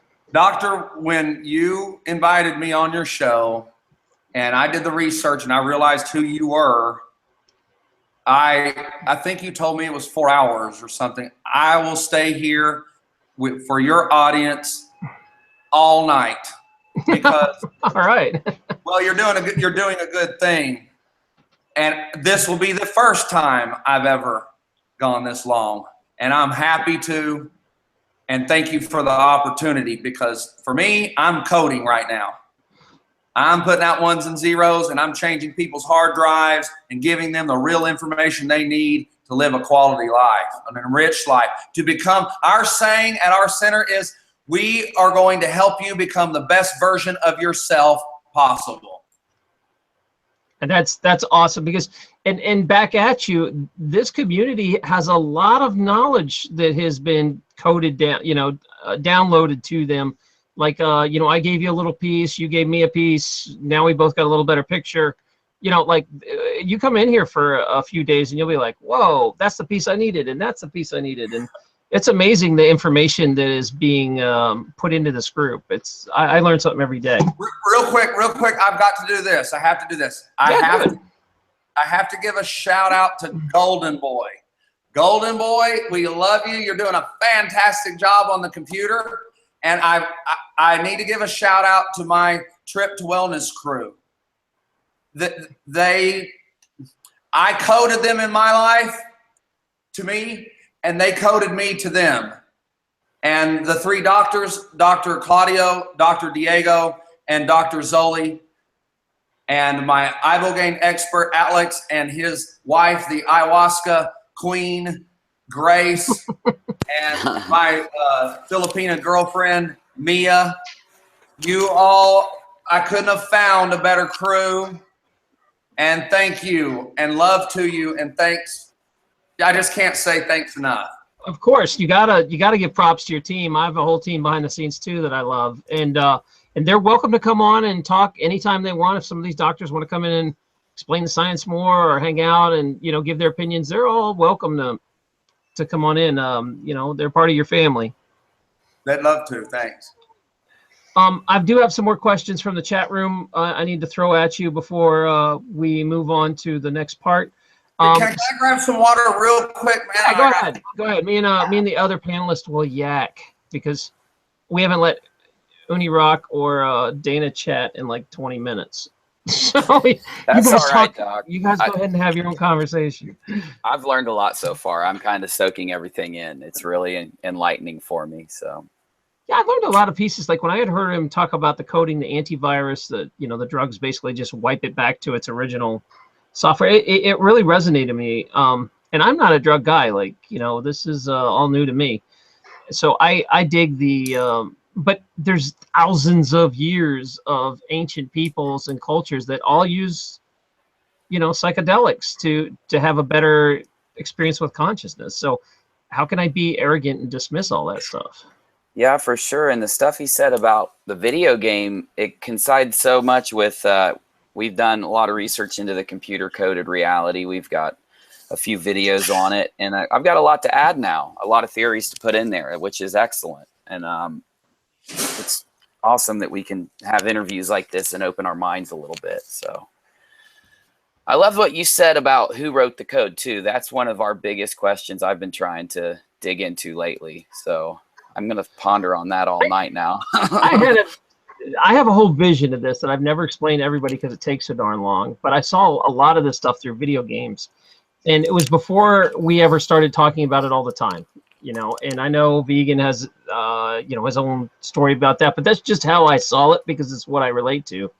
And that's what I saw on the other side, was that we were all souls. It's like a body.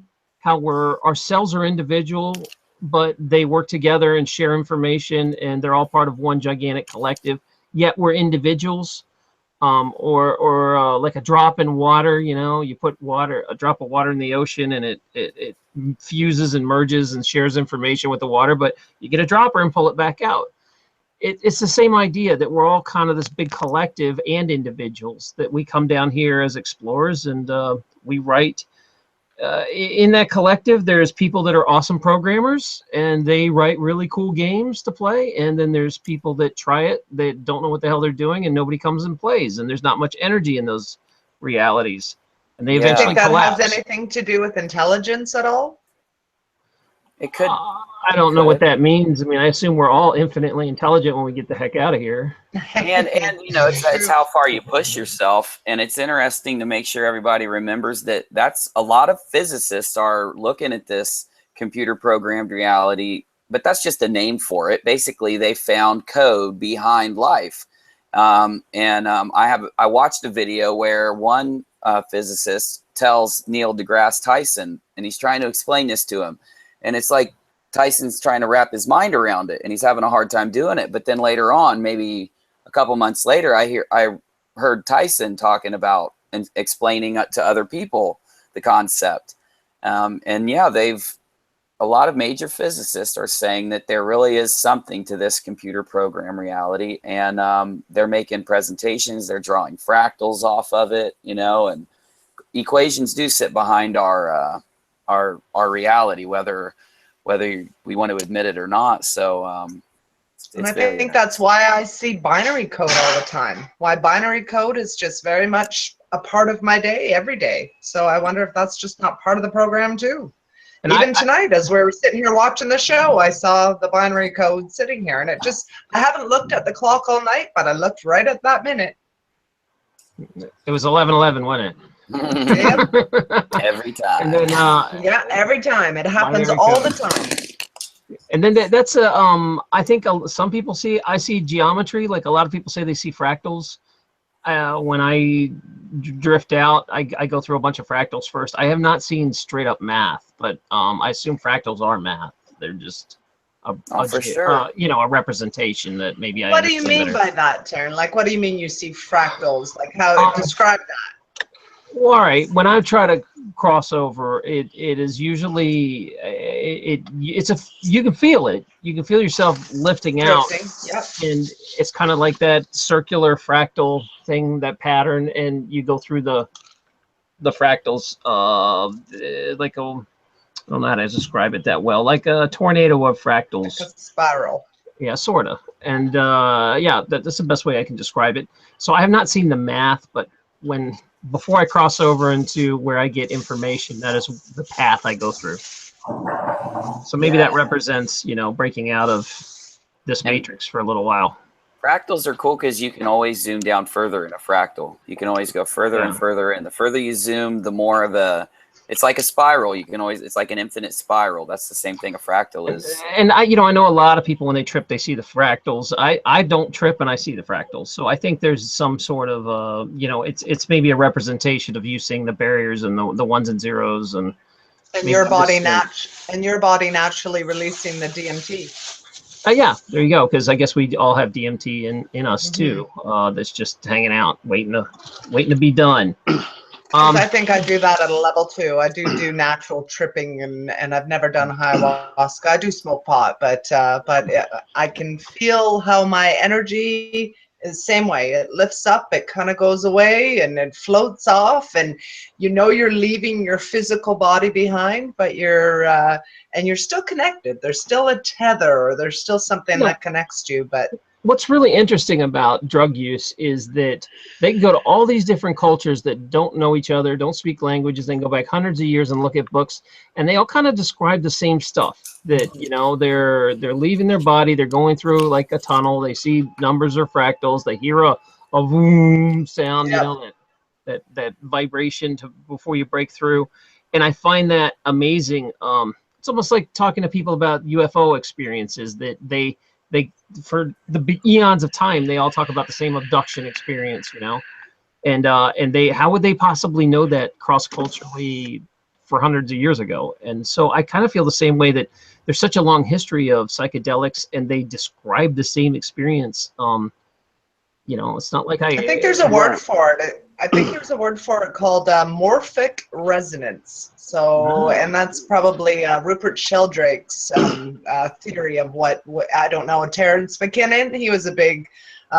drug user for psychedelics. But Rupert Sheldrake talks about this morphic resonance where like an island of monkeys learn how to do a special task, and then, you know, another island of monkeys 100 miles away very quickly pick it up and they start doing it too. Same with animals, knowing even before you come home, like 10 minutes, 15 minutes, even sporadically, you could be coming home at different times, but your animal recognizes you coming home and your energy coming closer to you. And I think that's kind of part of what it is. It's that connection of, and it's called morphic resonance. It took me a while to remember that one. Rupert Sheldrake is who Susanna's Rupert talking Sheldrake. about. Yeah. And I think he's behind the crop circles. That's my psychic impression. He's got something to do with those crop circles. I'm not exactly sure what that is, but every time I think about crop circles, I see his face. So all right, we'll pass it along. I'll definitely I'll let Uni tackle that on his show for sure. sounds good. Hey, Oh, is Barry back? Here we go. Oh, I'm sorry, Vegan. Go ahead. I'm trying to figure out my fantastic statistical lighting here. Vegan, go ahead, buddy. You know, all of this falls in line with the movie, the trilogy of The Matrix. Yeah. Because when you start talking about who Neo was, he was someone that was driven by ones and zeros. And that's what made him the one. More so realized that he was more than the Matrix. And it wasn't, and then, you know, as the series progressed, not only did he realize he was more than the Matrix and he could do these trippy things, which was Scion as well. So it was just in how a lot of what we're talking about fits perfectly in the movie The Matrix. Yeah, I need to go back and watch those. I haven't watched it in a long time. Yeah. It's funny when you go back and watch. I'm sorry, go ahead. Look at them from a different perception, and it's like, oh, now it's not so much entertainment anymore. Now you feel like you're getting educated in a way. That's true. Barry, you're back. Is he, or is he still messing with his lighting? I'm here. He's there he goes. We lost him. All right, there he is. Barry, there was a question that I've been meaning to feed you in about. Some people want to know what's your opinion on cannabis oil.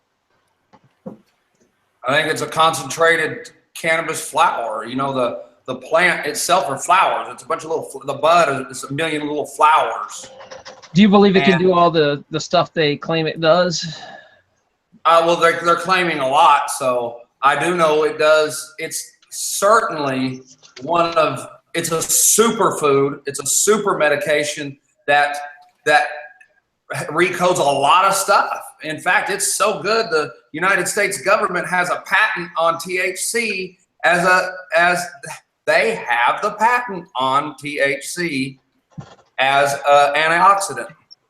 And we've just learned that, well, I'm not going to say because I want to be the first one to publish it. I'm sorry. No, go ahead. That's a tease. Well, after you publish it, you can come on and talk about it. But yes, the oil is fantastic. It does most of what is being said it does out there on the internet. Those people are not lying. Yeah, you know, because part of me, I got to study the science behind it a little better, but part of me says there was such a bad negative push against drugs in the 80s, the just say no junk, that it's kind of like a knee-jerk reaction that drug users are like, I'm sick of being demonized and calling, being told I'm stupid and I'm lazy. And so in a way they started coming out with pot, like all the side effects that pot could cure, and it can cure cancer and it can do all these great things. But I don't know how much of that is internet legend and how much is real. Because when I asked around in my own practice, everybody kind of knew a person that knew a person that knew a person that cured themselves with cannabis oil. I could never actually find someone that was like, yeah, I'll come on and talk about it. So it was one of these things that I wonder if, because the pot culture is just pissed off that they've gotten such a bad rap that they've lifted pot up to this place that is not real. It's this internet legend. Oh, there's some of that. There's definitely some over embellishing, but not much. And there are documented cases of cannabis treating cancer. But my theory is like Rick Simpson is a big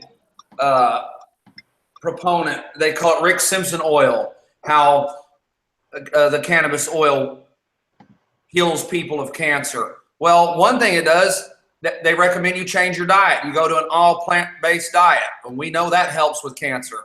Also, taking the marijuana reduces stress. We know stress causes cancer and things like that. So I don't think it's the actual cannabis, THC, cannabinoids going in there attacking the cancer cells. I don't think that's what it is. I think what it does is it is changing the person's coding by changing the person's habits. They become, now if you give a lazy person marijuana, you're going to have a lazy person on marijuana. Marijuana never made me lazy. I work just as hard on marijuana as when I don't. But marijuana did give me peace where things didn't bother me so bad, things that shouldn't bother me. So it took mounds of stress off of me, which helped my back. Because, you know, a stressed out person, their neck or their back will tense up. So I think that's what's happening. It's causing people to be more aware. Cannabis causes you to be more aware. You're not dumb and slow, a dumb and slow driver on cannabis. You're a more careful driver. It makes you more aware. It makes you realize, hey, I don't want to hurt anybody. And I realize I'm in a big chunk of metal going 60 miles an hour, so I'm going to slow down. So I think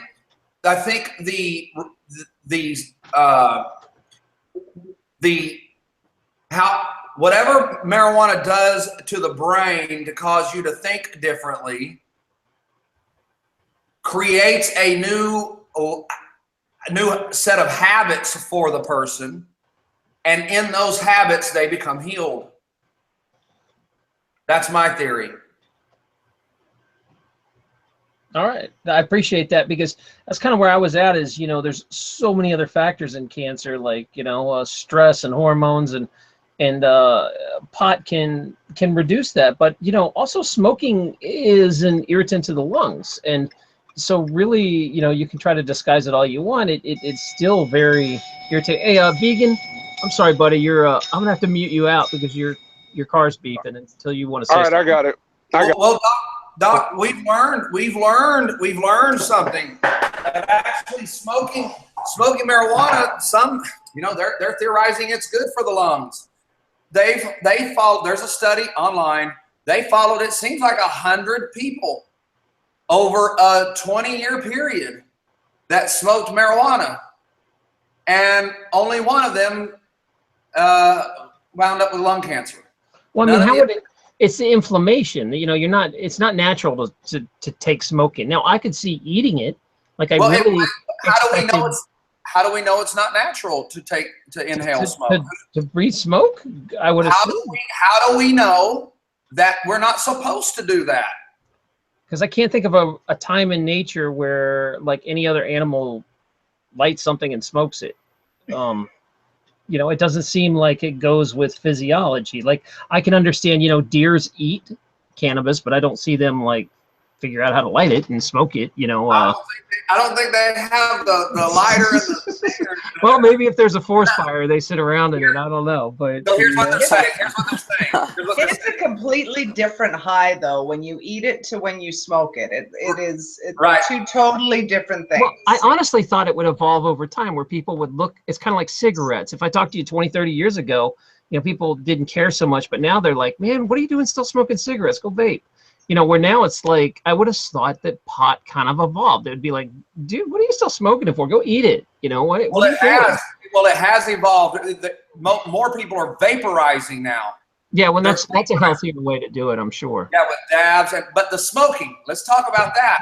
They have not linked lung problems with marijuana smoke yet. It's not there. They have with cigarette smoke. And in fact, the coughing that you do when you smoke marijuana, they're claiming that's good for you. It opens the capillaries. It strengthens the lungs. I'll tell you this. Now I can't do it now because I got a girlfriend a year and a half ago, and I've been paying attention to her. But before that, I smoked pot every day, and I could run as far as you wanted me to run in the sand. And I'm not kidding. I could run 20 miles. I could run 50 miles. As far and as long as you wanted me to run, I could run. And I smoked marijuana every day. I've been addicted to cigarettes 6 times in my life. And when I smoked cigarettes, I couldn't do that. There is a difference. Very true. There is. Very much so. Okay, I'm going to have to defer to your, because I don't have much to say on that. I just assume. Have you ever been stoned, Taryn? Have you ever smoked pot? Never tried it at all? I can't even stand to be around pot because of the smell and the smoke. But I don't care about people eating it. So it to me is as offensive as cigarettes. Like I can't be around cigarettes. I can't be around pipes. I can't be around pot. The smoke irritates me. It's not. I don't care that it's pot. I have to take something back. I said that you can't get to certain levels of intelligence without psychedelics. That's not true. You're an example. Thank you, but you're a smart guy. So I take that back. I don't know if I'm definitely open to the experience. It's Barry, it's one of these things that I would have to be able to do it without when you start doing this stuff publicly, like you lose your license, you do, there's a lot of risk that goes involved with it, and if I could do it without the risk, I would definitely do it. To me the risk outweighs the. That's why you come to Mexico and do it in secret. We're all going to Mexico. So you don't talk about it after. Can you still? What are the laws about that, Barry? Like if you treat a lot of. Listen, we've treated some celebrities. We treat a lot of people that don't want to know because for the same reason you wouldn't want people to know, and we don't tell. You can cut my head off and my staff's head off. Nothing. Yeah, that's it. I mean, it's one of those things that I just felt like I would do it because I want to go to that next spiritual level, but I don't want to deal with all the BS that's around it. So, when it's easy. Barry, can I ask you a question? Sorry, Vegan. Go ahead. Well, I mean, we're kind of dancing around this topic. I got to play devil's advocate here. Are we saying that all drugs are good for us? Is that what we're saying? And also, are we addressing the zombie-like state with people that are dead? With people that are what? Are we addressing the zombie-like state of many people, millions of people, like people that are hooked on drugs, addicted to drugs, and they have these zombie-like states? Okay, well, we're not saying. Are we going to address that? Are we going to address that topic as well? Of course, we're not saying all drugs are good for you because that's an absolute and that's a logical fallacy when you say all or. But I will say this: every drug that I have encountered has its purpose when dosed properly and used in the right way, including methamphetamine. Amphetamines treat people with hyperactive disorders. It calms people down instead of speeds them up. So, but methamphetamine can be a horribly dangerous drug if used over and over and over. The worst is alcohol. Can alcohol be therapeutic? Absolutely. You can have a dinner party and everybody get a little buzzed and it releases stress and everybody has fun. At that level, it's a wonderful medicine. But more people die every year from alcohol than methamphetamine, cocaine, and heroin put together. Could that be because it's legal? Well, no, it's because alcohol is what alcohol is. When you drink too much of it, you start acting stupid and crazy. Did you hear my question? Did you hear my question? Is it because we allow alcohol to be legal, so therefore you have more people using it? What happens when we make all drugs legal? Will we have more people using it? No, it's not because of that. Because the numbers have been gathered not just numerically, but proportionately. And the evidence shows alcohol is much more dangerous than any of these psychedelics. I can't drive a car when I'm drunk. I don't care how hard I try. I can't pass a series of field sobriety tests that I was trained to use, including the horizontal gaze nystagmus. I can't pass those on alcohol. When I see somebody acting crazy and stumbling around and throwing up and all that, I don't think marijuana or LSD or mushrooms. I think alcohol. But well, I mean, that's neither here nor there. But we do have evidence of people suffering from addiction with meth, with cocaine, with crack, with all this stuff. You're talking about addicts. Yeah, absolutely. I'm not talking about the proper use of these substances. Evidence is there. Where's the measuring stick of proper use of crack cocaine and meth? Where's that at? Well, the measuring stick is addiction. And when you cross the line of addiction, or when you use these substances to the point you harm somebody else. Otherwise, smoke all the crack you want. If you can smoke crack and not harm somebody, and you don't become an addict, smoke all the crack you want. And you can. There are people who smoke crack on the weekends. Can I add something, please? I disagree. I totally disagree with that. I grew up in a crack-infested community. The last thing I would ever want to see is crack cocaine legal. Well, there is countries that actually I was allow gonna say all that. drugs to be legal. In Amsterdam, the numbers are. I've been to Amsterdam. I've been to Hungary. You have a lot of zombie-like people walking around. Well, you said there were millions of zombies walking around. Wait, hang on, brother. You said there are millions of zombies walking around right now because of drugs, not from crack and not from meth and not from. They're walking around zombie-like on the pharmaceutical, on the Xanax and the things and the PTSD medications. Those zombie and numb a person out.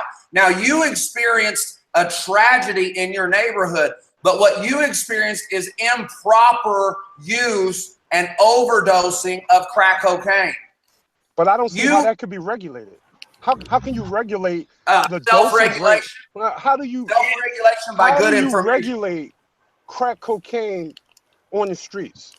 How do you regulate any of that? You don't. It doesn't need to be. It shouldn't be regulated. So therefore, you're going to promote more addicts. That's not true. That's not true. I can go get crack right now, and I'm not going to smoke it. I've smoked crack before, and I'm not an addict. There's millions.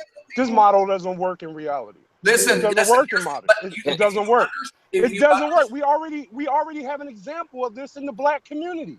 No, you haven't. We see black communities ravished by crack cocaine, and now you're saying you're not ravished by crack, brother. Let's legalize. Brother, you're not ravished by crack. That's not what causes the addiction. Here's the reality of it. Let me help you. Let me help you. No. I remember before crack cocaine, and I remember after crack cocaine. So, I mean, I have direct experience. Before crack cocaine, the black community had more alcoholics, bro. They drank like crazy. They drank themselves to death. So what's the point? What the thing is the government had a big hand in putting that out there in that way. Yeah, they put it out there. But now they're going to put it out there again. And guess what's going to happen? You're going to have more addicts. You are. There are millions of people. Listen, there are millions of people who have tried crack, meth, heroin, who are not addicts. There are millions of people who've tried meth, crack, heroin, who are addicts. So there's a difference. What causes one person? By the way, only about 3% of the population are addicts, and it's been that way forever. So we're always going to have the addicts. I think that number is probably rising. But what causes how can one person do a line of coke and become an addict, and another person do a line of coke and not become an addict? And the answer is it's toxic. Because it's toxic in nature. Brother. Here's drugs. Drugs are naturally tight. That's a fact. You're wrong. Natural substance that you're adding to the body. Well, you're wrong. I know, but I got evidence to show it. No, all you got to do is look at it. 50% of the people that's incarcerated is incarcerated due to drug-induced substances. That's not For the most true. part. That's not true. 90% of the people in prison for violent crimes were under the influence of alcohol. I didn't say violent crimes. I said drug-induced substances entered into the body, and alcohol. Those are drug laws that put them there. It was illegal to possess it. That's why they're there. Alcohol's a drug. I'm not arguing for alcohol. I'm just pointing out the elephant in this room. Okay. We're talking about drugs that we know hurt people. Brother, we're saying that it should just be legal and put out there for all the community. Let me help you first. Oh, whatever. Go ahead. You talk, because you can't. Please let me. I'm gonna listen to you. Please. We can hear you, bro. Respectfully. He can't hear me because if he's talking, he's not hearing me. Respectfully. You're promoting drugs being poured into communities, and you're not talking about any form of regulation. Okay. We've done that already. We've already been down that path. We have respectfully. Okay, respectfully, you talk. Respectfully, I do hear you, because you're giving me the same argument that I've argued for 11 years with millions. I'm giving you reality. I'm giving you reality. Okay. All right, guys. I'm giving you police officer reality. Hey, I'm stepping into my own show here. Don't make me mute y'all. let me say something. But no, I sat here for over 2 hours listening to this. But as soon as I put up a real issue about drugs in our community, all of a sudden it becomes an argument. Vegan, I got it. Why can't we have a balanced discussion? I am, but you guys. He keeps over talking you, and you keep over talking him. I can't hear either of you, and I want to hear you both. So I'm going to step in, and I'm going to say, okay, your turn and your turn, because you're just yelling at each other and cutting each other off. And this is supposed to be an uplifting, a positive place. Vegan's got a good point, as he's saying, hey, it destroyed this community. But he's also got a good point, Barry, because, even if you pass a law and make it illegal, is it really going to stop it? People are still going to do what they want to do. Laws don't stop anything. So why should it be illegal? Barry, you want us to go first, and then I'm going to give it to Vegan. Yeah, first I want to apologize for interrupting. I did interrupt him, and I'm sorry. It's the passion. Forgive me.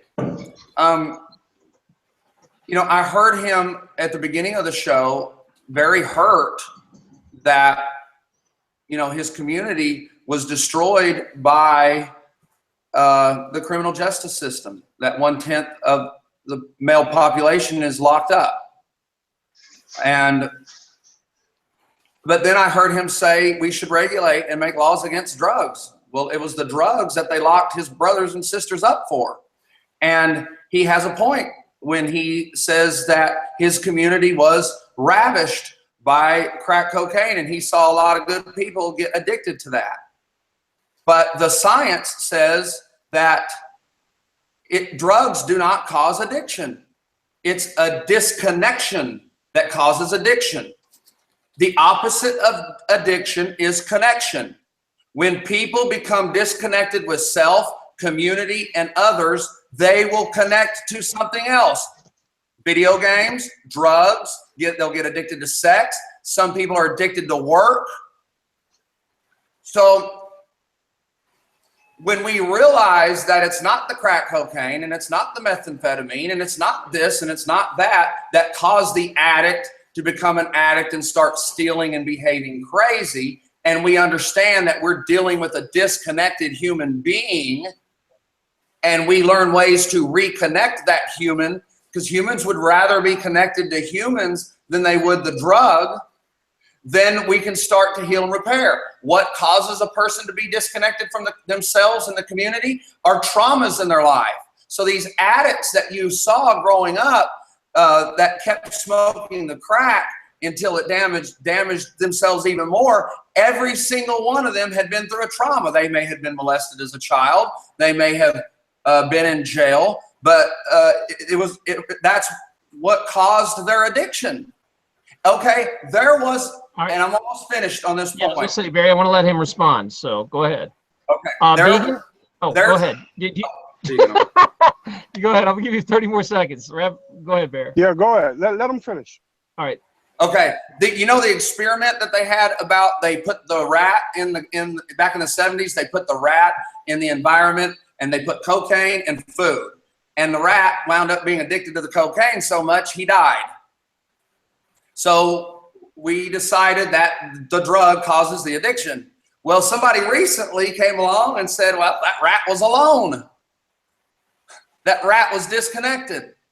So he built a rat utopia, a really nice rat aquarium that had other rats, and it had green grass, and it had stuff for them to climb on instead of just a glass cage alone. And they put cocaine and food, same experiment. And all the rats tried the cocaine, and they all liked it for a while, but not one of them became addicted, and not one of them died. Okay. Vegan, talk uninterrupted. Say what you want to say, bro. Well, I mean, I have direct experience growing up in a poor neighborhood. And as a child, I witnessed this new sensation that everyone was excited about called crack. It was 1982, 83 time frame when it first came into our community. I watched people of all backgrounds, educational backgrounds, people that were on a track for college, people that held jobs, people that came from good homes, just people go from being average people to being walking zombies, searching for their next fix all times of the night. It got to a point, by the time I graduated from high school, I feared walking in my own community because there were so many crack addicted zombies walking around. I witnessed this firsthand. Before this epidemic happened, and it didn't only happen in my neighborhood, it happened in probably every Black neighborhood in the country. Nearly every Black city neighborhood in the country was infected by crack cocaine. And it was obvious that the drug had a direct impact on people. And we need to stop using the word drug. We need to call it what it is. It's a chemical. It's a chemical that directly impacts the biological makeup of an individual when it's consumed. And that chemical creates an addiction that makes the person want it more and more and more. And once a person becomes addicted, rationality goes out the window. I've seen people who grew up with good homes steal from their mothers, steal from their family, drop out of school. People that loved school drop out of school. So anyone that comes with this argument who didn't directly experience this, going off scientific mumbo jumbo, I can't take it as I can't accept it as reality, because it's not. I experienced a community before the drug, and I experienced a community after the drug. So I got a pretty good understanding through law enforcement as a police officer dealing with crack addict and meth heads. Meth heads are just as bad. Heroin addicts are just as bad. And it's about the chemical addiction and the impact on the body. That's what it has to do with it.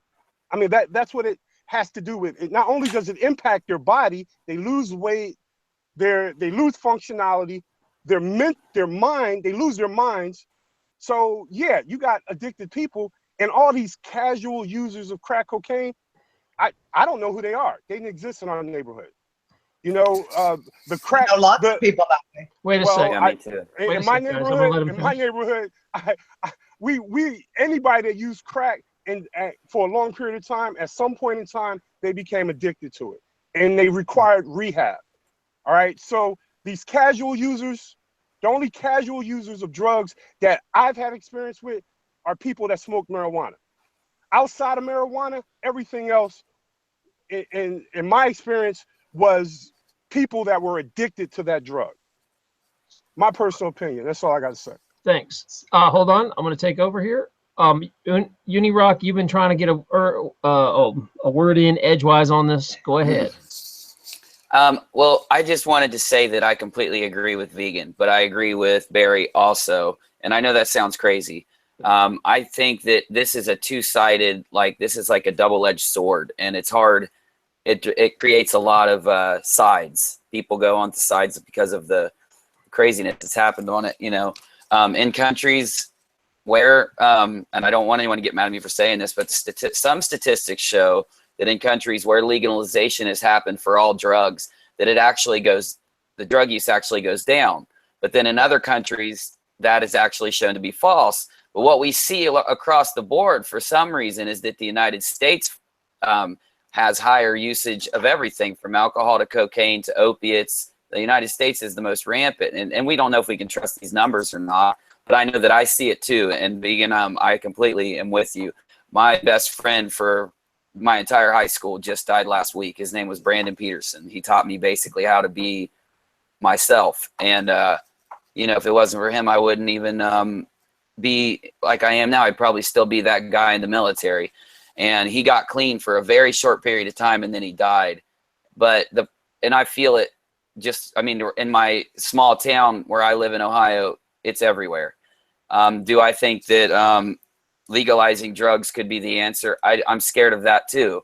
But I also think that no matter what the change is, some change would be good. But I do see both your points greatly. I'd hope this thing that Barry's talking about could help cure people and make them not desire the drug anymore. But I'll pass on that. Or even get to the point, or even just get occasionally part. There is such a thing as that. I do know people who, you know, even in my younger days, I did lots of partying, but I'm not addicted to it now. What I did back then, I wasn't addicted to it then because I just walked away from it. But I think there is both sides of the coin, but I also think it has something to do with, like, all of the Black community were inundated by their government dropping off drugs. It was designed to make everybody addicted. So it's a tricky thing, you know. There's accessibility wherever you go, but when it's in the poorer neighborhoods, I believe you're inundated with it. There's movies about it. There's history about it, how in Did we lose so Dana? many people addicted. Sorry, Dana, you shorted out there for a sec. Oh, sorry. Go ahead. No, that's okay. I guess I get to give my opinion on this. What I think is that prohibition's never worked. Doesn't matter if it's alcohol or drugs or anything. Anytime you make something illegal, it's going to backfire.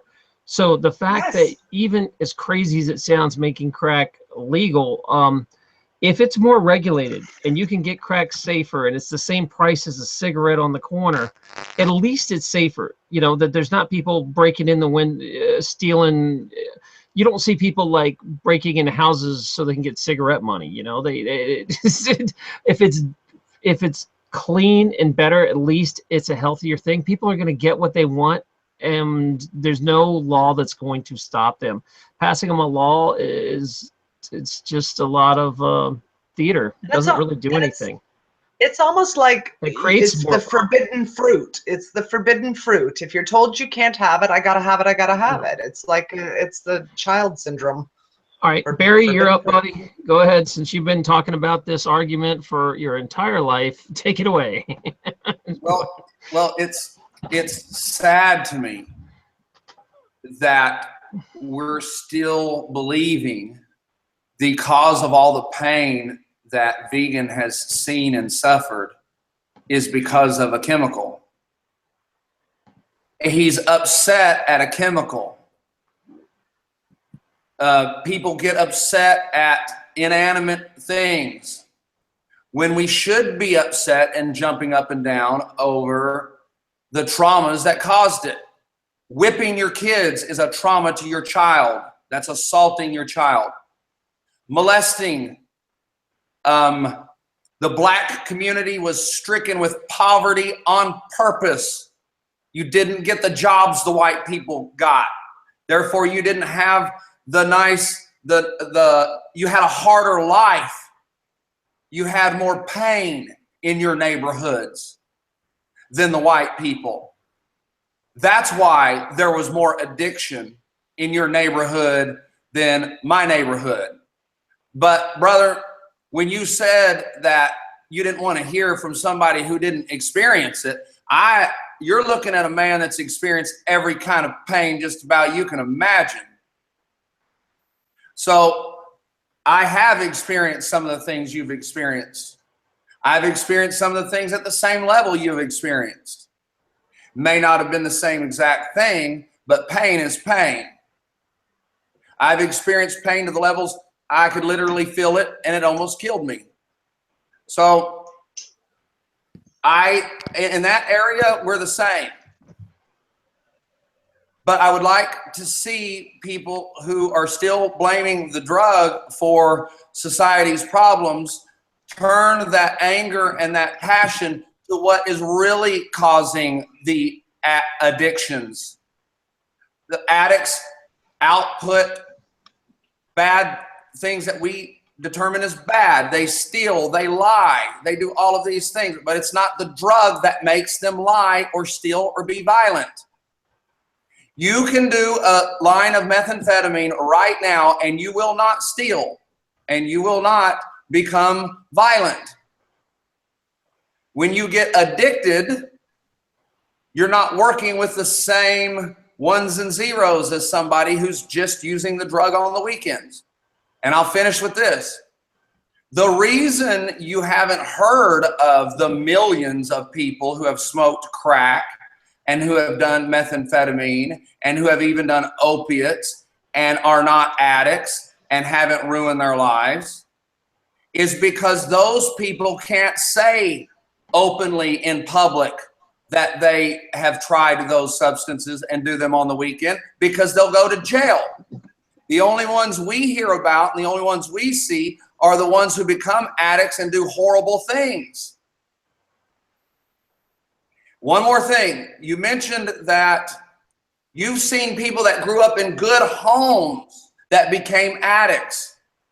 Those two don't go together. If they grew up in a good home, they wouldn't have become an addict. The first 3, 4, 5 years of crack cocaine hitting the black community first, right? It was exclusively, and anybody that wants to confirm what I'm about to say, all you got to do is go back to all the news reports of all the drug-related crimes in the black community in the early 80s, right? It did not become a national issue until middle-class suburban whites started coming to the black community to try out this new great drug called crack cocaine. Once crack cocaine left the black communities and started being saturated into some of the white communities, only then in America did it become a war on drugs. So almost 5 to 6 years passed, it decimating the black community. It now seeps out of the black community into the white communities. And then now this is your brain on drugs ads began. All right. So the two don't go together. Now, don't get me wrong. If you're someone who already have problems and crack cocaine helps you to forget about those problems, but as soon as the high is gone, those pains come back. Yeah, there's people like that. But there were people who came from good homes, people who didn't have any problems, who just wanted to be like their friends and hang out. It was a party drug. It was something that they did while they were having fun. And for some strange reason, their biological makeup, their chemical biological makeup made them a drug. So it's not about people. Addicts are only the people that have personal problems. It's not about personal problems. You can be chemically addicted physically to a drug. And it happens now, even when people go to the hospital and have surgery. Opiate. They get too much morphine, or they do whatever, they get addicted.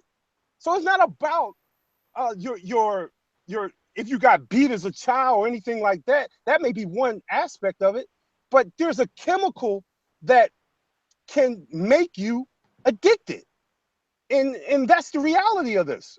So I just think that should have been added into the discussion. That's the only reason I brought it up. Definitely. All right. I appreciate that, and I noticed this show is taking a different tone. It's becoming like a debate show, which is not what I wanted. So I'm going to turn this around to a better place where we came in to talk about spiritual awakening, and hopefully everybody got to vent their points, and they're good with that, and they can continue this in the Discord chat room. But as far as the show goes, I'd like to use this experience to upraise and help people and feel better, and at least experience and I would say explore these ideas that you could use psychological drugs if you're having a spiritual block, and maybe that's the right decision for you. Maybe it's not, but at least we got to get past the BS propaganda that's out there of I think all the panelists on here agree that the government created the drug problem. I don't think we've had anyone debate that. So, we don't listen to the propaganda in any other areas. Basically everything the government's telling us is wrong. You can go to any other thing you want. You want to go look at education. You want to go look at stuff. So why do we trust that drugs are bad too? I remember someone saying that if everybody tripped, there would be no wars, or there wouldn't be, you don't see angry people that have had this experience because they realize that everybody's from the same consciousness. So Barry, you are the guest of the hour. Go ahead and continue that line of thought. Is Barry still here? Yes. Yeah, there he is. Okay, Barry. Sorry, you got off on my soapbox there. Go ahead and raise this place back up. We are going to a positive place now. Good, excellent. Well, it does strike a chord with people, and it does bring energies down because people, we're talking about people suffering, and psychedelics help stop that suffering in a very big way. And there is a difference in cocaine and methamphetamine and alcohol and psychedelics. Although I still believe what I believe, he believes what he believes, that's okay. But we do know that psychedelics, few of them you can overdose to death on. I love that. I can eat as many mushrooms as I want, or smoke as much weed as I want, or drink as much ayahuasca as I want, or take as much LSD as I want, and I won't die. I like that because it scares me to overdose on a drug to the point I'm going to die. And we do know that psychedelics do make people more peaceful. In fact, there's history. One of the ways they got the Indians to calm down was to give them mushrooms. They were scalping people till they ate mushrooms, because psychedelics have a way of making a person more tender, more compassionate. Look at me. I grew up in definitely one of the toughest environments on the planet. And that was around tough Texas, white, racist males. And we had to be a man in every sense of the way, in terms of no crying. You had to cuss, fight, drink. We were all big. It's true that there's a lot of big old boys in Texas. And the environment itself is rougher than the Amazon jungles. There in East Texas, there are more mosquitoes, more snakes, more alligators. There's more stuff that can get you there. The weather is so extreme. It's either super cold or super warm. So I grew up in one of the harshest environments on the planet. And that changed me into a person who not only arrested massive numbers of good human beings, but it also made me a person that, you know, you talk wrong to me, I'd knock you out. I was a full-on Bush supporter. Bomb them. Bomb everybody that doesn't like the U.S. We're number one. I was too. I was arrogant. I was egotistic, still working on those things.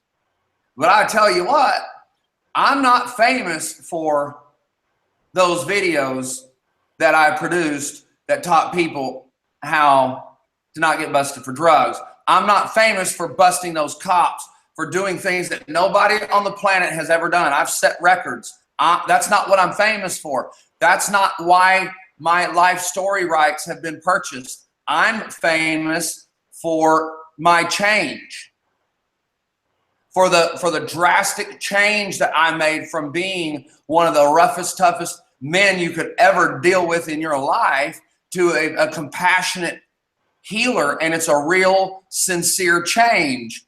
And that change only happened with the use of psychedelics, or it never would have happened.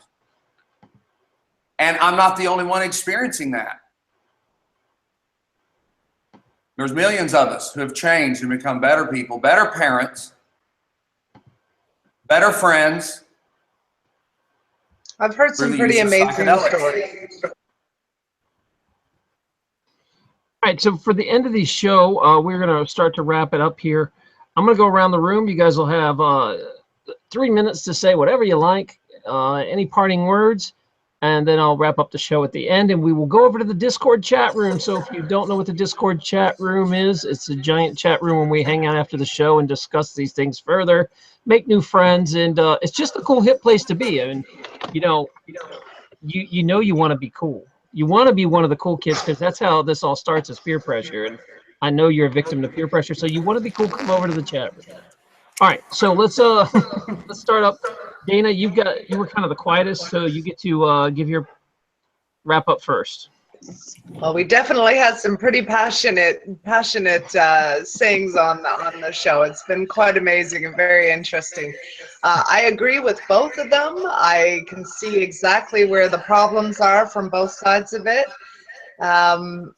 Me personally, I think it's a journey that I would like to take part in. I really believe that I could benefit for it in many ways. So I'm going to make my way to it. I'm not the least bit afraid of getting addicted to it. So we'll just have to see how it goes. I'm looking very forward to it. Barry, you seem like the guy to do it with. So I'm going to, I'm probably going to see you in the near future.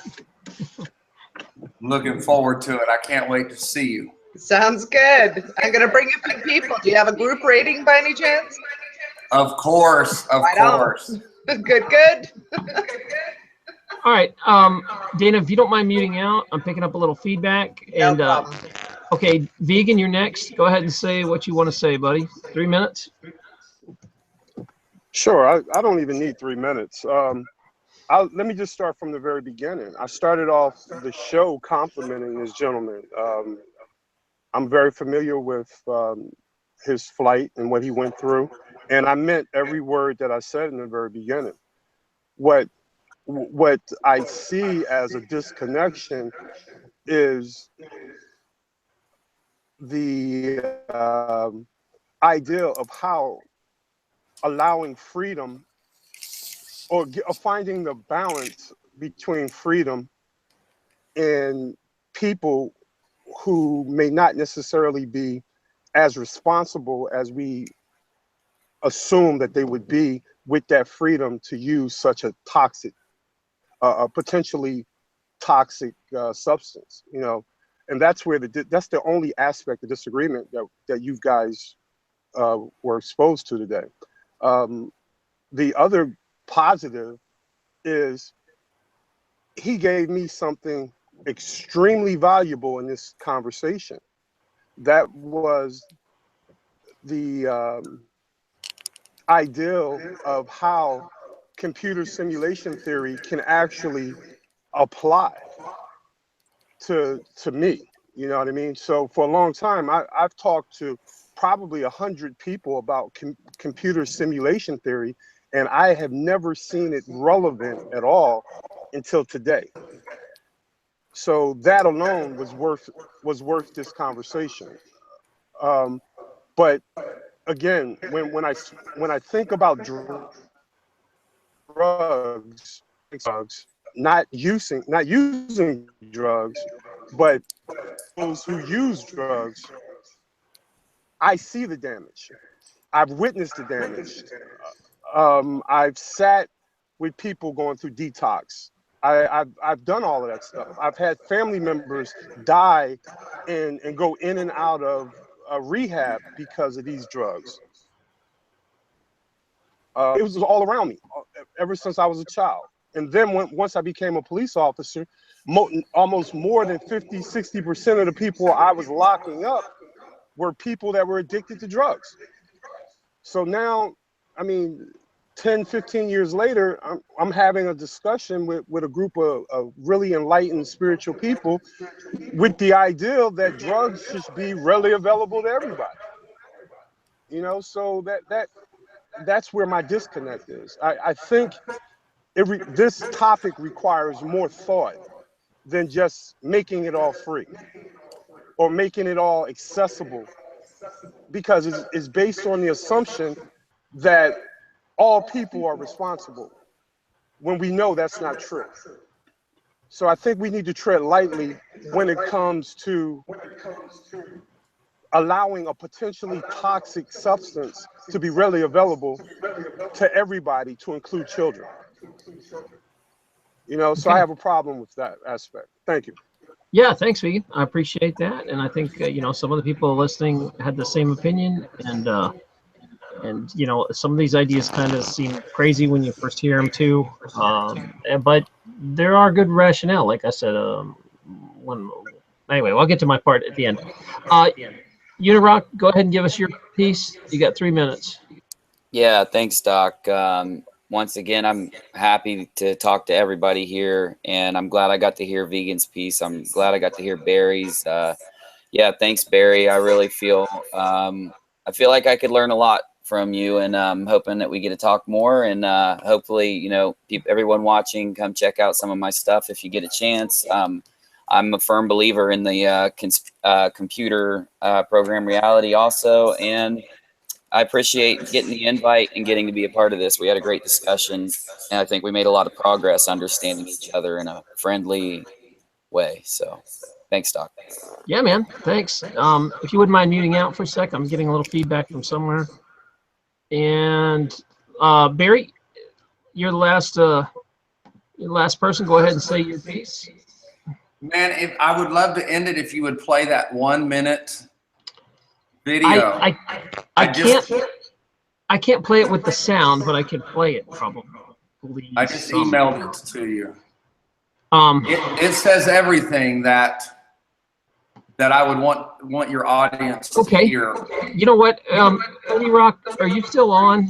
Could you, if I send you a link here, can you play this, because he's set up to play stuff and stream it. You got to unmute for a sec, buddy. It is a message to the world and to your audience and to Vegan. And I think it'll end it on a really good note for everybody. Okay. Give me 1 second to set all that in motion. Unirock, I just emailed you. He wants you to play this clip. Gotcha. And I don't know if because of copyright stuff, you're gonna have to mute the sound. Yeah, we'll do. You mean that? Well, it narrates. It narrates. That's our stuff. We made that. Did you write the music? Yes, the music, everything. We own 100% of it. Never mind then. Barry's given us permission. Play away.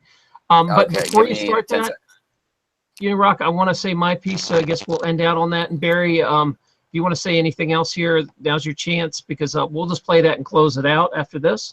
But I do have a little shopkeeping to do first, if you give me a minute. Sure. I do have to say thank you, guys. I've got some donations throughout the show, and as I said, I think it's very important to be grateful, and I'm always so shocked that people just donate throughout the show without ever even I don't ever say a word, and you guys just it's really humbling. And Chipper Hummingberg, I really appreciate your donation. That was really nice of you, and thanks for coming to the show. Earth Daughter, always good with 11/11 every month, every show. I appreciate you coming late, and you made a donation. Mountain Man always supports me every week. He loved this show.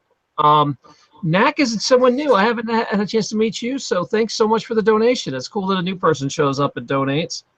Feminem, obviously, you could donate every week. I really appreciate that. Well, Banjojo, also, he went to bed, I believe, but maybe he'll see this. Thank you so much for the donation. And Karen, all the time with the donations. And I believe Michelle also donated, but I see it on here. Mini Rock, I see you're jamming me through there. Hold on a second. Get out for 1 second. And then Magi, I appreciate it. You always come through too. And Dana, I don't know why you keep donating to me. You're a guest on the show. Why you donate to me? But thank you. So those are all appreciated. Also, I want to say thank you to all you guys that keep using the Amazon link. It's keeping the show going while YouTube has been in their nasty little boycott, and us YouTube creators are scrambling. It does help make a difference. So if you are going to go buy some books, perhaps maybe even Barry's videos on Amazon, please enter through my link, and you'll see it in the description below. So before you go shop on Amazon, just go through my link. It really helps keep this show on the air and keeps the cat fed. So thank you so much, and I will leave this off with Barry. Barry, go ahead and say your thing, and then we'll play the video. What I would want to impart to everybody under the sound of my voice is, if you're depressed, if you have PTSD, if you're an addict, if you're suffering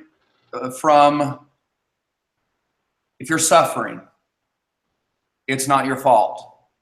And there are answers, and the universe is for you. And those answers are coming to surface more and more every day. And I wish wellness and goodness to you. And let's keep coding together to end the mass suffering across this planet.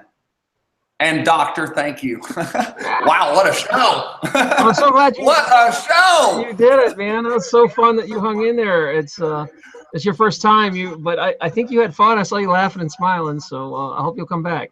One of my favorite, I can say this was one of the favorite shows I've ever been on in my life, and I'm glad I did it. Thank you. Awesome. Well, good. I appreciate the endorsement. You guys make sure you support each other. Love each other. Be nice to your cat. You know the rest. Rock, please play this video off. This is a video. I'm throwing it over to you. If you can. There we go. I'll shut up. Dear human, throughout this life, you'll face tragedy. Tragedies cause us to hurt and to hurt others. These traumas make it harder to cope with the pressures of modern life and the dramatic events that turn our worlds upside down. Many of us abuse substances in an attempt to cover the pain, but the pain you feel is a symptom. You've got to treat the root.